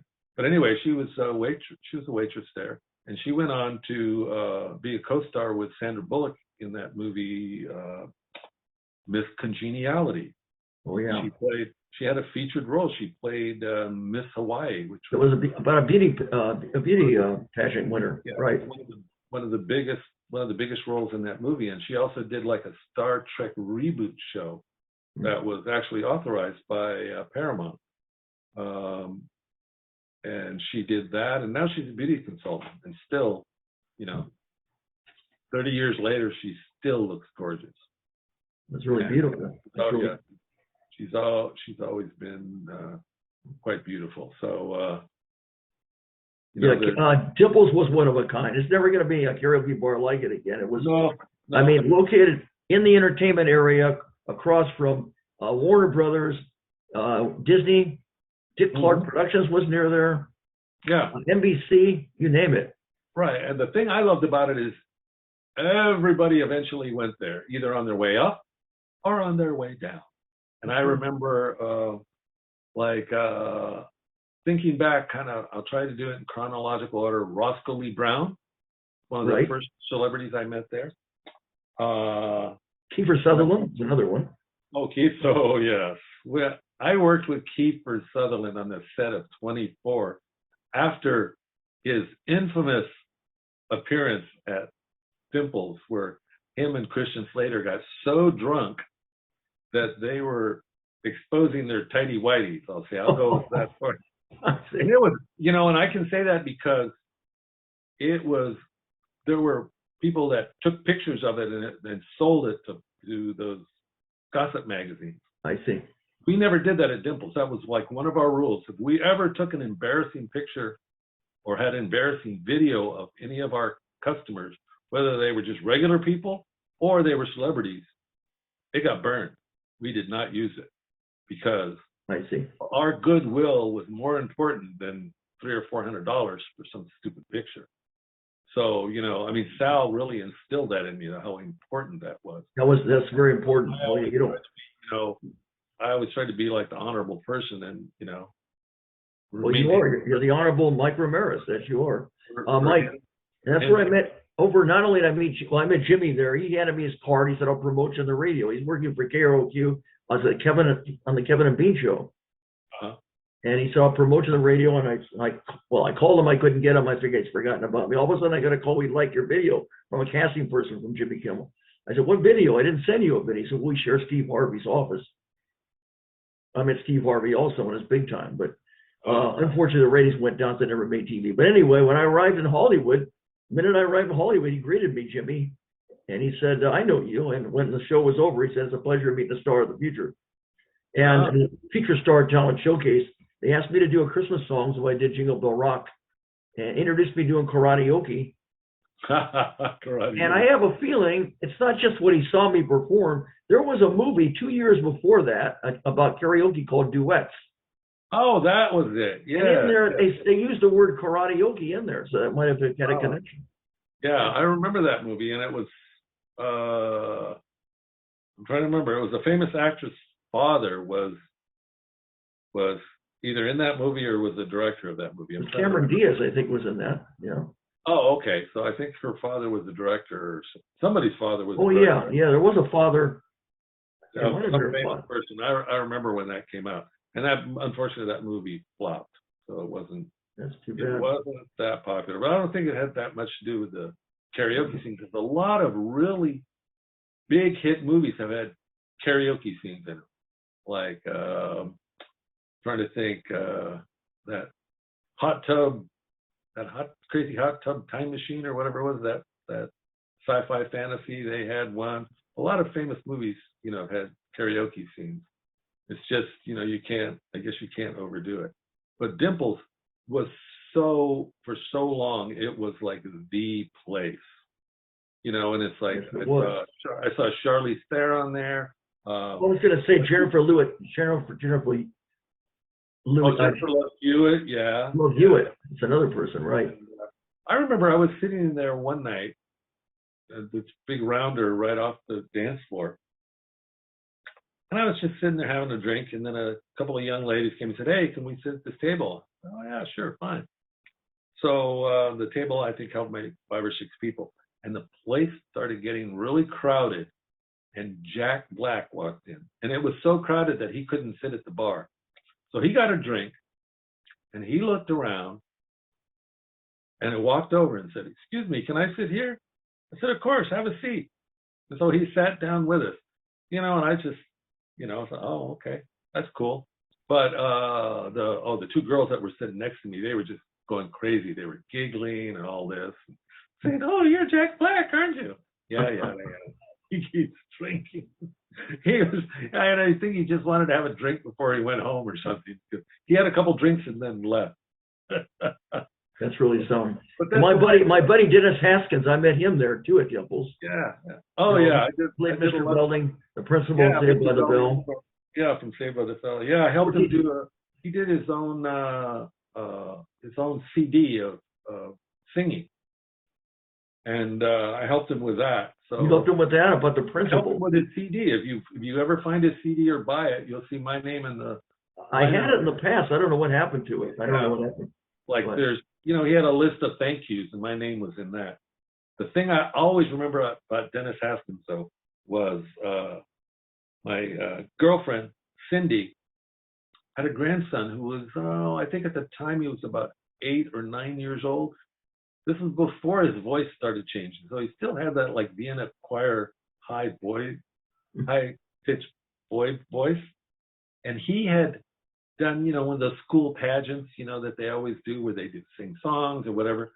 And so that year in the school pageant, the song they sang was that Louis Armstrong song, It's a Wonderful World. Right. And he got up at Dimples. I recorded it. He still has the DVD somewhere. He got up to do that song and he nailed it. And Dennis Haskins was there. And Dennis Haskins just watched him and his mouth opened. I thought it was so funny because Dennis was like, wow, this kid can sing. So anyway, when he got done, Dennis made a point of going over and shaking his hand and saying, son, you did such a great job. You were terrific. You should be a singer and all of this and that. And then Dennis, being Mr. Polite, said, I hope you don't mind, but I'm stealing that song from you. I'm going to sing it too. And he said, wow, really? This Nick said, wow, really? And Dennis goes, yeah, I am. He goes, oh, cool. I can go to school and tell everybody Mr. Belding's singing the song that I sang because he liked it. And sure enough, he did. And Dennis sang that song, ever since then, and even put it, if I remember correctly, put it on that CD. No wonder he did. Yeah, I noticed he does that a lot. He did that a lot in Dimples. He sang A Wonderful World. And that was I don't know what happened to it. I had it. Maybe I asked my web host, but he was singing that for me in a sad moment after I lost my mom. It was nice of him to do that. Oh. I don't know what happened to the DVD. I'll have to ask my web host if he has it. Maybe he can put it on my website. Okay. But anyway, I will say this much, Mike. You have had and continue to have the most exciting. It's not just anybody. It is spectacular. It's blazing. It's amazing. It's wonderful. It's incredible. A life so interesting. I mean, so many things that you've done. You're a man of many, many talents. Very versatile. Thank you. Besides, you have charisma and charm, and you're compassionate and caring about people, and it shows. When you do something, you do it 100%, and you care about other people. I really feel that has a lot to do with the reason why you've attracted so many celebrities in your adventures of the shows that you've done. Oh, thank you. You're certainly welcome. Do you have any? I want to ask you, Mike. Do you have any advice for anybody who wants to make it in show business on any of these things that you're talking about, whether it be editing or location manager or page or they do take special talents. Not just anybody can do them. When I first came to Hollywood, this one person gave me this piece of advice, and I always thought it was one of the best pieces of advice that I had ever heard. Yeah. And what they told me was, this is when I was going for the job of page. And mind you, people look at pages now, they're giving tours, they're loading in the audience. It's nothing really critical. It's like, it's like they really minimize the importance of the job. But being a page at NBC or ABC or CBS, it's their executive development department. You cannot be a page at any of the networks without having a bachelor's degree and without having either some significant experience in the television business or in show business, or having a relative. Me, I had no relative, but I had directed more than 300 television shows before I became a page at NBC. So I did have a little bit of experience. So when I took that job, I kind of had those same kind of feelings. Oh, this is just going to be some silly little job giving tours, like you're at Universal or something like that. And the guy that hired me said, Mike, everybody that gets hired as a page thinks the same thing, and that's that, oh, this is some silly little job. that I have to do until I can find a better job. Because that was the whole idea. You came in via page, you were able to look around the inside of the company and decide what you wanted to do.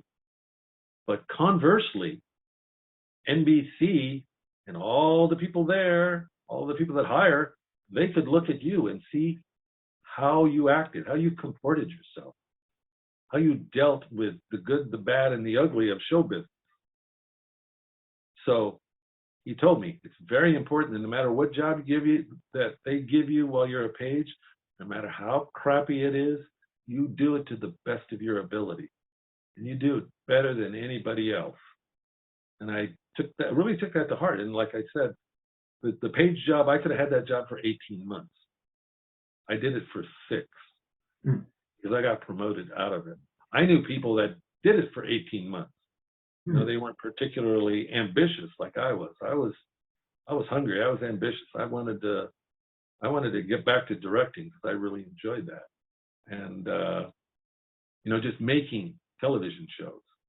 That's what I wanted to do. That was my hunger. That was my thirst. And I really enjoyed it. I enjoyed the editing too, because the editing process is another part of making a television show that's so important. It can make or break, you know, whether a show is good or bad. So that would be the best piece of advice I could give is no matter what job you're given in a company, no matter how good or bad or boring or nasty or dirty or whatever, do it to the best of your ability and people will notice. Oh, we gave him this crappy job and, you know, he did a damn good job doing it. So let's give him something a little better to do. And I think there's even a quote in the Bible, if I remember correctly, from my childhood about, you know, God's going to give you some little jobs and see how you do. And then if you do good, later on, he'll give you some big jobs. So it's really the same idea. So I would say that that's the best piece of advice. And also, the second thing is follow your passion, because you're always going to do best at something you're excited about, something you love. If it's a job that you're just doing to do it, you know, you know, you're not going to be able to really shine, you know, because it's not what you want to do. You know, I found that out being a location manager. It was an okay job, you know. I was working on a show and I was a very important part of the show, but it wasn't really what I wanted to do. It was just a job that I took because, hey, it was Entertainment Tonight. It was like the third year of Entertainment Tonight. And I don't know if you've noticed, but Entertainment Tonight is still on today. Yes, it is. So some of your favorite out of them all, you've done so much. It sounds like directing and editing. It sounds like. Oh yeah, and the teleprompting too. I've really enjoyed that because teleprompting, right? And it's funny because two of my biggest sidelines, karaoke and teleprompting, both involve words on a screen. I see. There you go. Well, I'm kind of drawn that way, I guess. Well, and remembering that wonderful place, Dimples, like I said, it's unforgettable. I remember the Dimple. There used to be Dimplettes every night. There'd be different cocktail waitresses that would, you know, act as hostesses. And then the song at the end, I remember the girls would go up on the end. They would sing the song, the rock star song. La da da da da da da da da da. I remember. Then there was a song when the birthdays came about, the birthday celebrations. You pissed me off, you jerk. You get on my nerves. The rodeo song. Yeah, it was called rodeo. That's right. That's right. Yeah. How can you forget that? Yeah. The thing I've noticed, most of the girls that were the really hot waitresses, you know, back then, most of them are married now. There's a few that aren't, but most of them are married, right? And many of them with children, and not just a child, but multiple children. So, you know, just like in every other business, you know, the young ladies find their husbands. Well, things change. That, you know, that was then, and this is now. Yep, that part hasn't changed. People still fall in love and get married. That's true, and they also fall out of love and they get divorced. Yes. That happened to me too. Yeah. So, And I've had some wonderful, beautiful, caring women in my life. There haven't been a lot of them. I wasn't like a big Lothario. There's probably over 40 years. There's 1, 2, 3, 5. Yeah, I average 10 years, 10 years each. There's been, I've had 4 ladies in my life that were really serious. And they have run the gamut from being very close to my age to being half my age. So, and it's just, you never can tell, what makes people come together. But that's a whole nother subject. well, that's what the world needs now more than, what the world needs now more than ever, Mike, is love, sweet love, and of course, peace. There's plenty of negative out in the world, and that's the reason why I'm behind my show. I want people to be happy and smile and make them escape the negative. Yeah, who was that? Dusty Springfield that sang that song, or Petula Clark? I'm trying to remember. It was one of those English gals. Dusty Springfield. See, she sang. Remember, she'd rather be with. She'd rather be with me. I think she did quite a few songs. Let's see. What's that one? I'm trying to think. There was another one. Elvis did the song too. When I said I needed you, remember that? You don't have to say you love me. That's another one. Oh yeah. Right. Yeah, there was some good singers. Jackie DeShannon, she's the one that came up with that song. What the world needs now is love, sweet love, and that was when Jerry Lewis did his MDA telethon. She used to sing that. Oh, that's one of the shows I forgot to mention. I moved to Tucson, Arizona for a year and worked on the Jerry Lewis telethon. It was kind of funny because my daughter was my daughter was pretty droll, and she was never impressed with anything I ever did. No. And she, it's like ho hum, whatever it was. And she had never seen Channel 1. And then we moved to Tucson so I could work on the Jerry Lewis telethon for a year. And the local school district showed Channel 1. So she came home one day and said, "Guess what, Dad? They have Channel 1 here." Because they didn't have it that much in California. I said, "Oh, they do." I said, "Oh, that's cool. You get to see what I used to do." She goes, "Yeah, I told all the kids, my dad used to work on that show." What did you do? What did you do for Jerry Lewis? This is the first time, she was probably about 13. This is the first time I've ever heard my daughter say something about me working on a show that she was proud of. So I thought it was pretty cool. But she got to brag. "Oh yeah, my dad used to work on the show. He knows all those people." What did you do on the Jerry Lewis telethon there, Mike? The Jerry Lewis telethon, I was editor. Oh, you were? Okay. I edited all of the pre-recorded stuff. Really? Okay. Yeah, remember the Jerry Lewis telethon? They'd have a live performance. Then they'd have someone like Casey Kasem come out and do a pitch about how they spend the money, and I would edit those segments. You would? And and then they'd come up with a tearjerker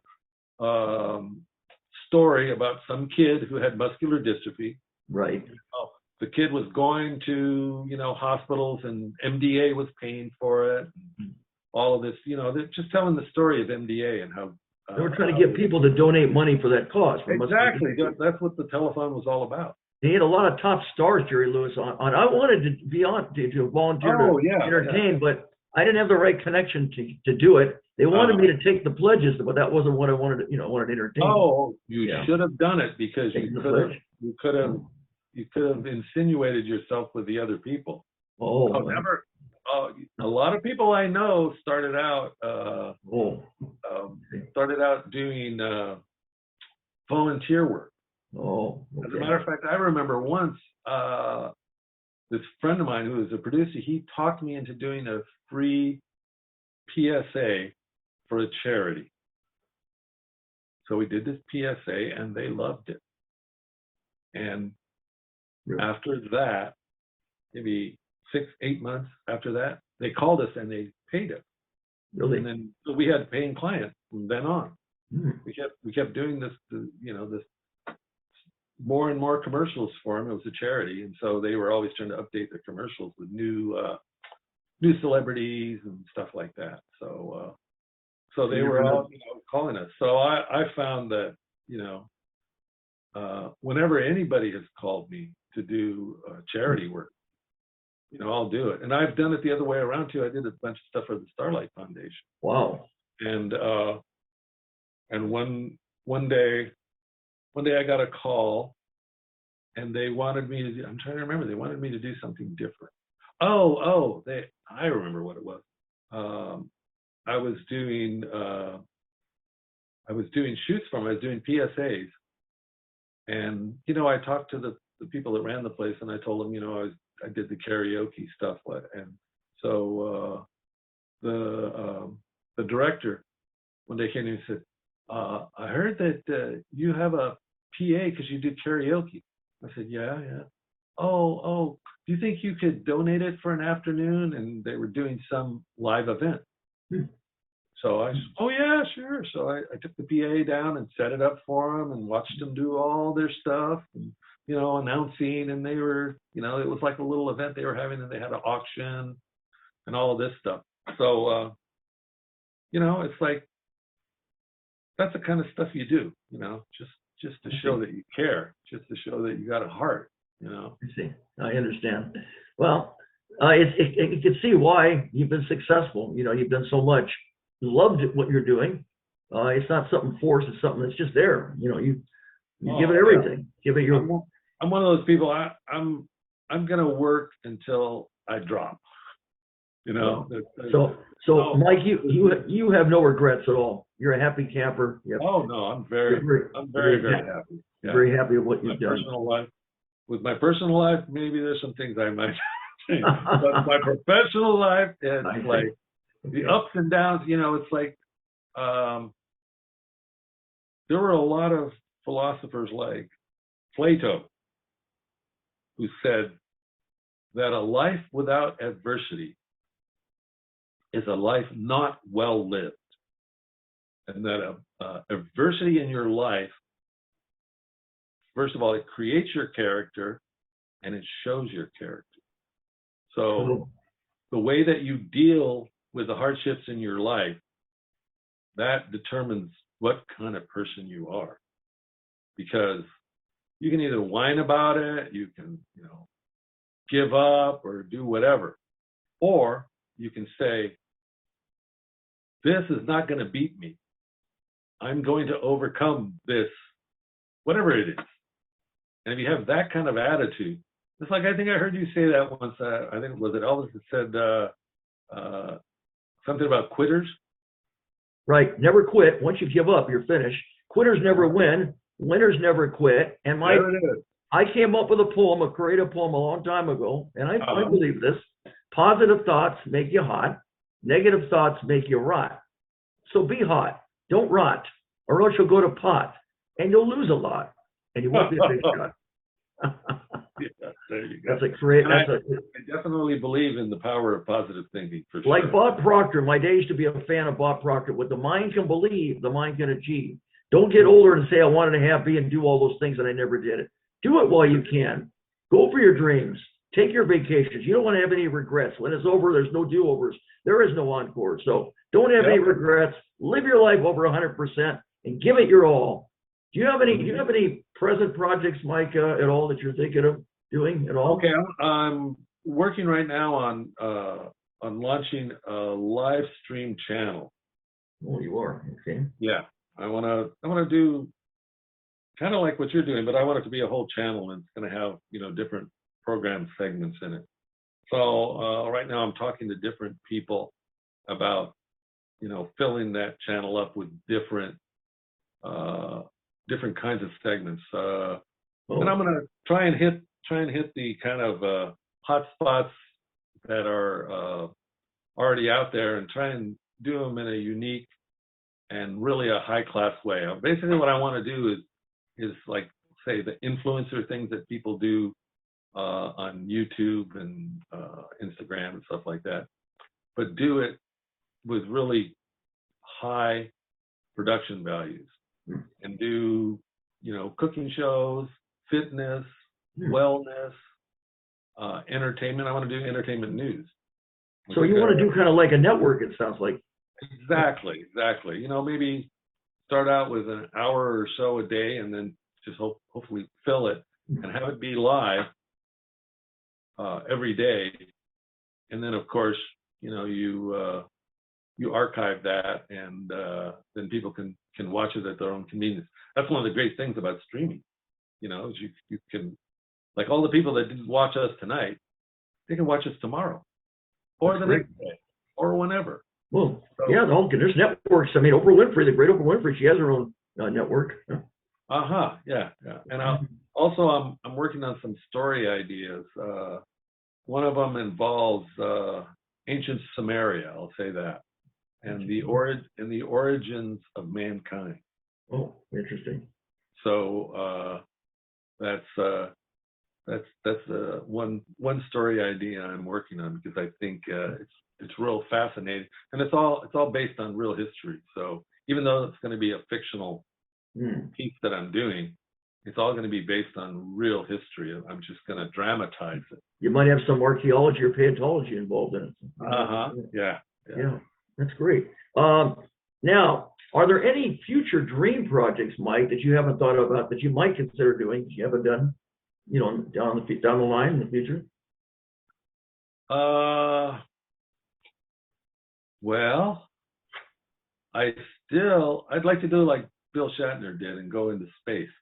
When I was working at Entertainment Tonight, I along with one of the reporters, actually we did it together. We signed up for the Citizen in Space thing that Reagan was doing, which ended up with the teacher in space going up. So I lost out on that, and we both did. We weren't able to do it, but I guess God had other plans for us, because what happened to what was her name, Krista McCullough. That was the Challenger that blew up. So if I had been accepted for that program, I wouldn't be here. You wouldn't be here today. So yeah. So that's as far as like dream projects, I'd love to be able to do something like that, and make a little documentary about it. Be a little bit more thorough in the entire process, because they've done little snippets here and there, about the people, but they haven't really done a thorough, what I would call a thorough documentary. Like, you might be able to do a documentary even on yourself. They did, yeah. They did some. Back in the days of the Mercury and Gemini and Apollo, they did some really fine documentaries that were thorough and really went into everything that these people did to get together, to get it together to go into space. And I think a lot of people think, why go into space? Why are people going into space?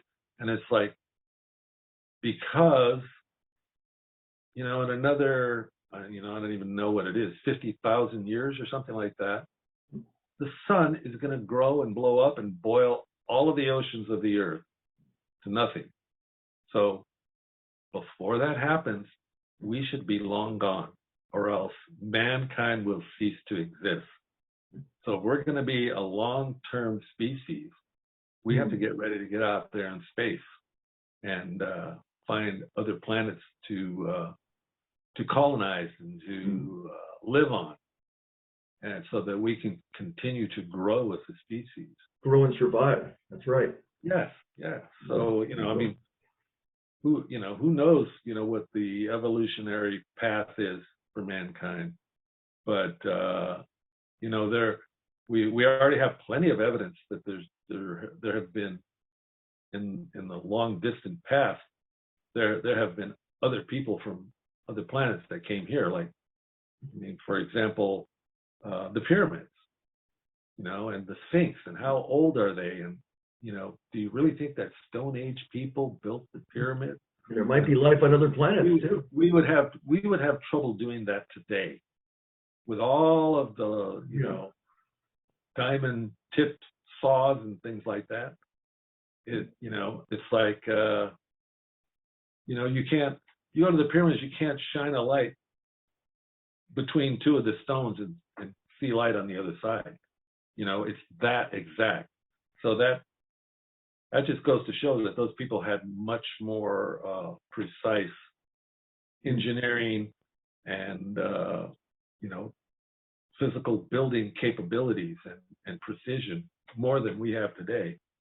So they came from somewhere else. And if you look at the stories, every indigenous people has stories about people coming from space. The Native Americans do, the Mesoamericans in Mexico and South America, the Iranians, they had the Anunnaki. And, they were called the Elohim, and they came, Elohim means people that came from space to Earth, the powerful ones. There's space missions because they want to see if there's explorers, see if there's any life on other planets, and see what's going on. Yeah, I always remember that wonderful Twilight Zone that I watched when I was a teenager, and I think it was Agnes Moorehead, who later was on Bewitched, where she's an old lady in this little shack out in the middle of nowhere, and she's getting terrorized by this little tiny spaceship with little tiny men in it. And in the end, she gets her broom out and starts hitting them and trying to kill them. And they're running for cover. And you see this smashed up spaceship, and it says United States Air Force on it. Remember the movie Invaders from Mars? Oh, yeah. They were Martians that lived underground, remember? And they came up. That was quite a movie. I remember that from when I was a kid. Yeah, that was a good time. Right. I love science fiction. Oh, yeah. And then the boy with green hair. There was a lot of different things. Yeah. So anyway, that the space travel. That's I've always been fascinated by it. When I was a little kid, my stepdad worked for Convair, and he was working over there in Lancaster, where they were building jet engines and rocket engines for those like the X1, X2, all the way to the X-15, and we used to see them because we lived in Lancaster, and we used to see them go flying by, and breaking the sound barrier and, all the sonic booms and all that kind of stuff. That's what I grew up with, was like, wow. Because you'd watch a regular jet fly by and it'd be like, just kind of slow. And you'd see one of those things and it'd be like, it's like, because they were going, the speed of sound. So they were like usually twice as fast as like a regular airplane or a jet. So that's fascinating. So it was it was fascinating. It was amazing. And it was like, oh, wow. When I was like 7 years old, I want to be a jet pilot. That's what I wanted to do. You wanted to? Yeah, but I was also fascinated with show business. When I was about 5 years old, they made a movie, and I was living with my grandmother and grandfather. They made a movie on their street in Sun Valley. I remember it was Nettleton and Sunland, and they took up the whole corner. There was all these trucks and all this equipment and cameras and cranes and all kinds of stuff.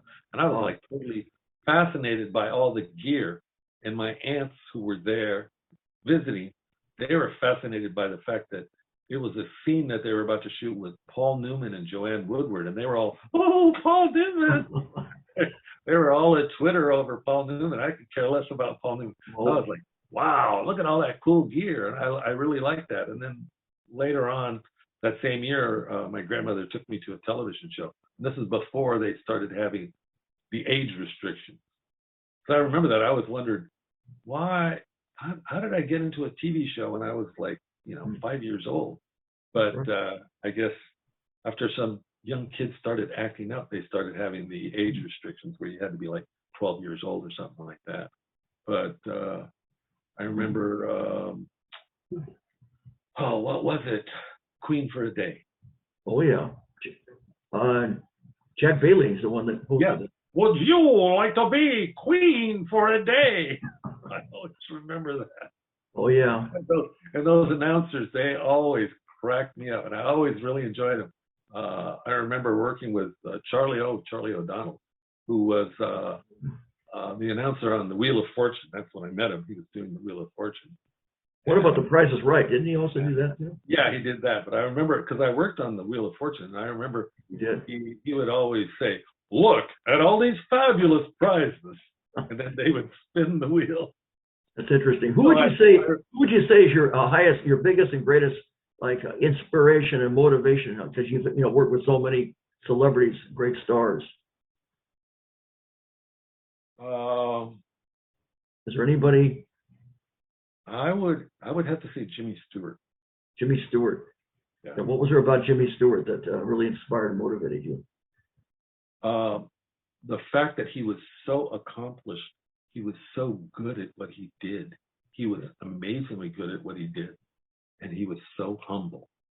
Mm. It was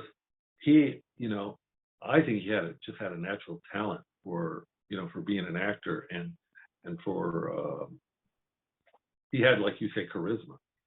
What a movie! That Wonderful Life. That's probably one of the best movies I've ever seen in my life. Yeah, and him, and it's like all those old greats, like Dick Van Dyke too. Dick Van Dyke was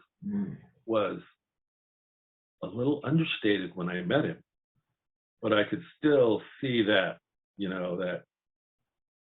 that crazy character bubbling underneath the surface.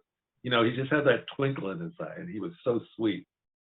And it was it was meeting those people that I grew up seeing on the big screen. Sitting in a car and in the drive-in and stuff like that. It was seeing those people that made me think. There's one guy that used to go to Dimples all the time, and I don't remember what his job was when he first started, but he eventually got a job as a Teamster driving trucks. And his big line was always "living the dream," because he was, a truck driver. And and Teamsters make good money. My son is the Teamster, so I know they make quite good money. But that's what I always felt every day going to work. I never thought when I was going to work, oh, I'm going to dread this day. This is going to be a terrible day.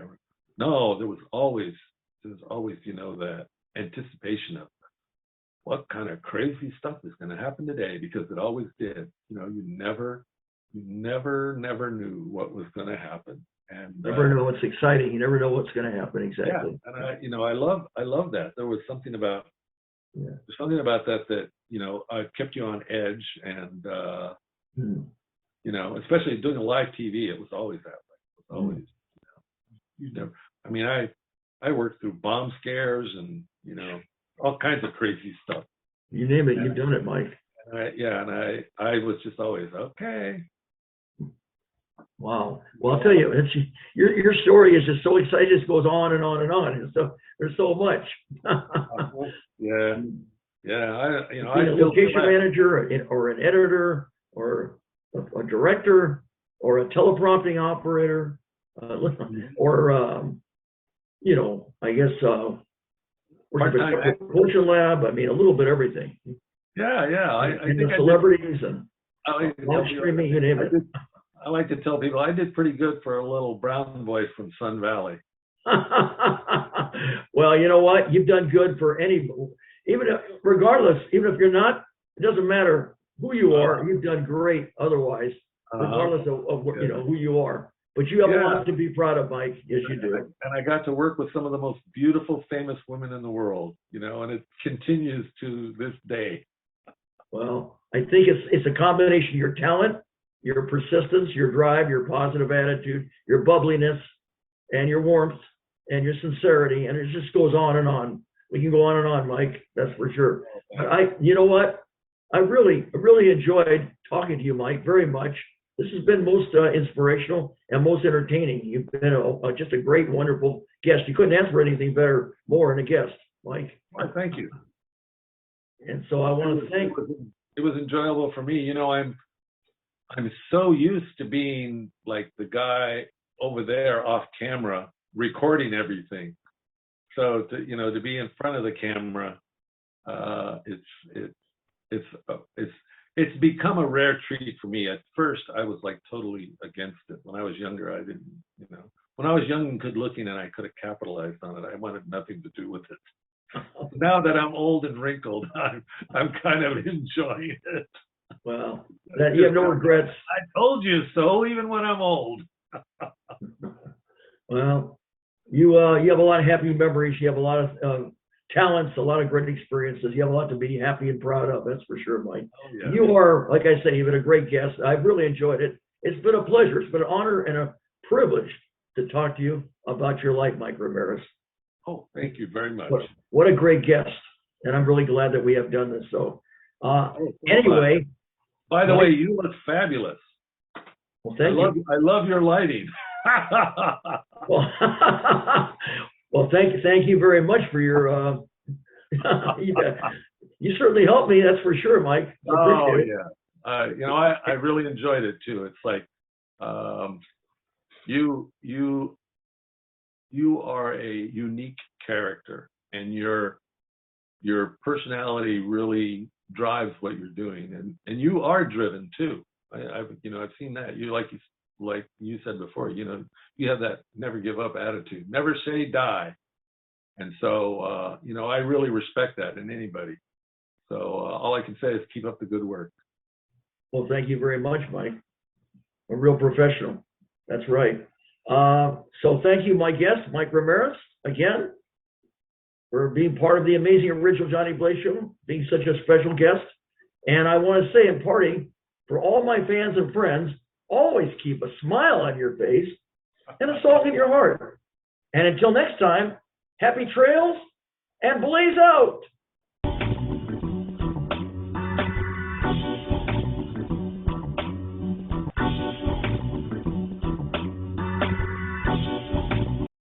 Ladies and gentlemen, if you would like to be a guest on an entertainment talk show, please send us an email at amazingorijgbshow@gmail.com. And remember, all of our guests receive a complimentary DVD of their appearance on the show. Be sure to subscribe to our YouTube channel. Every episode gets at least 2,000 to 3,000 views per episode.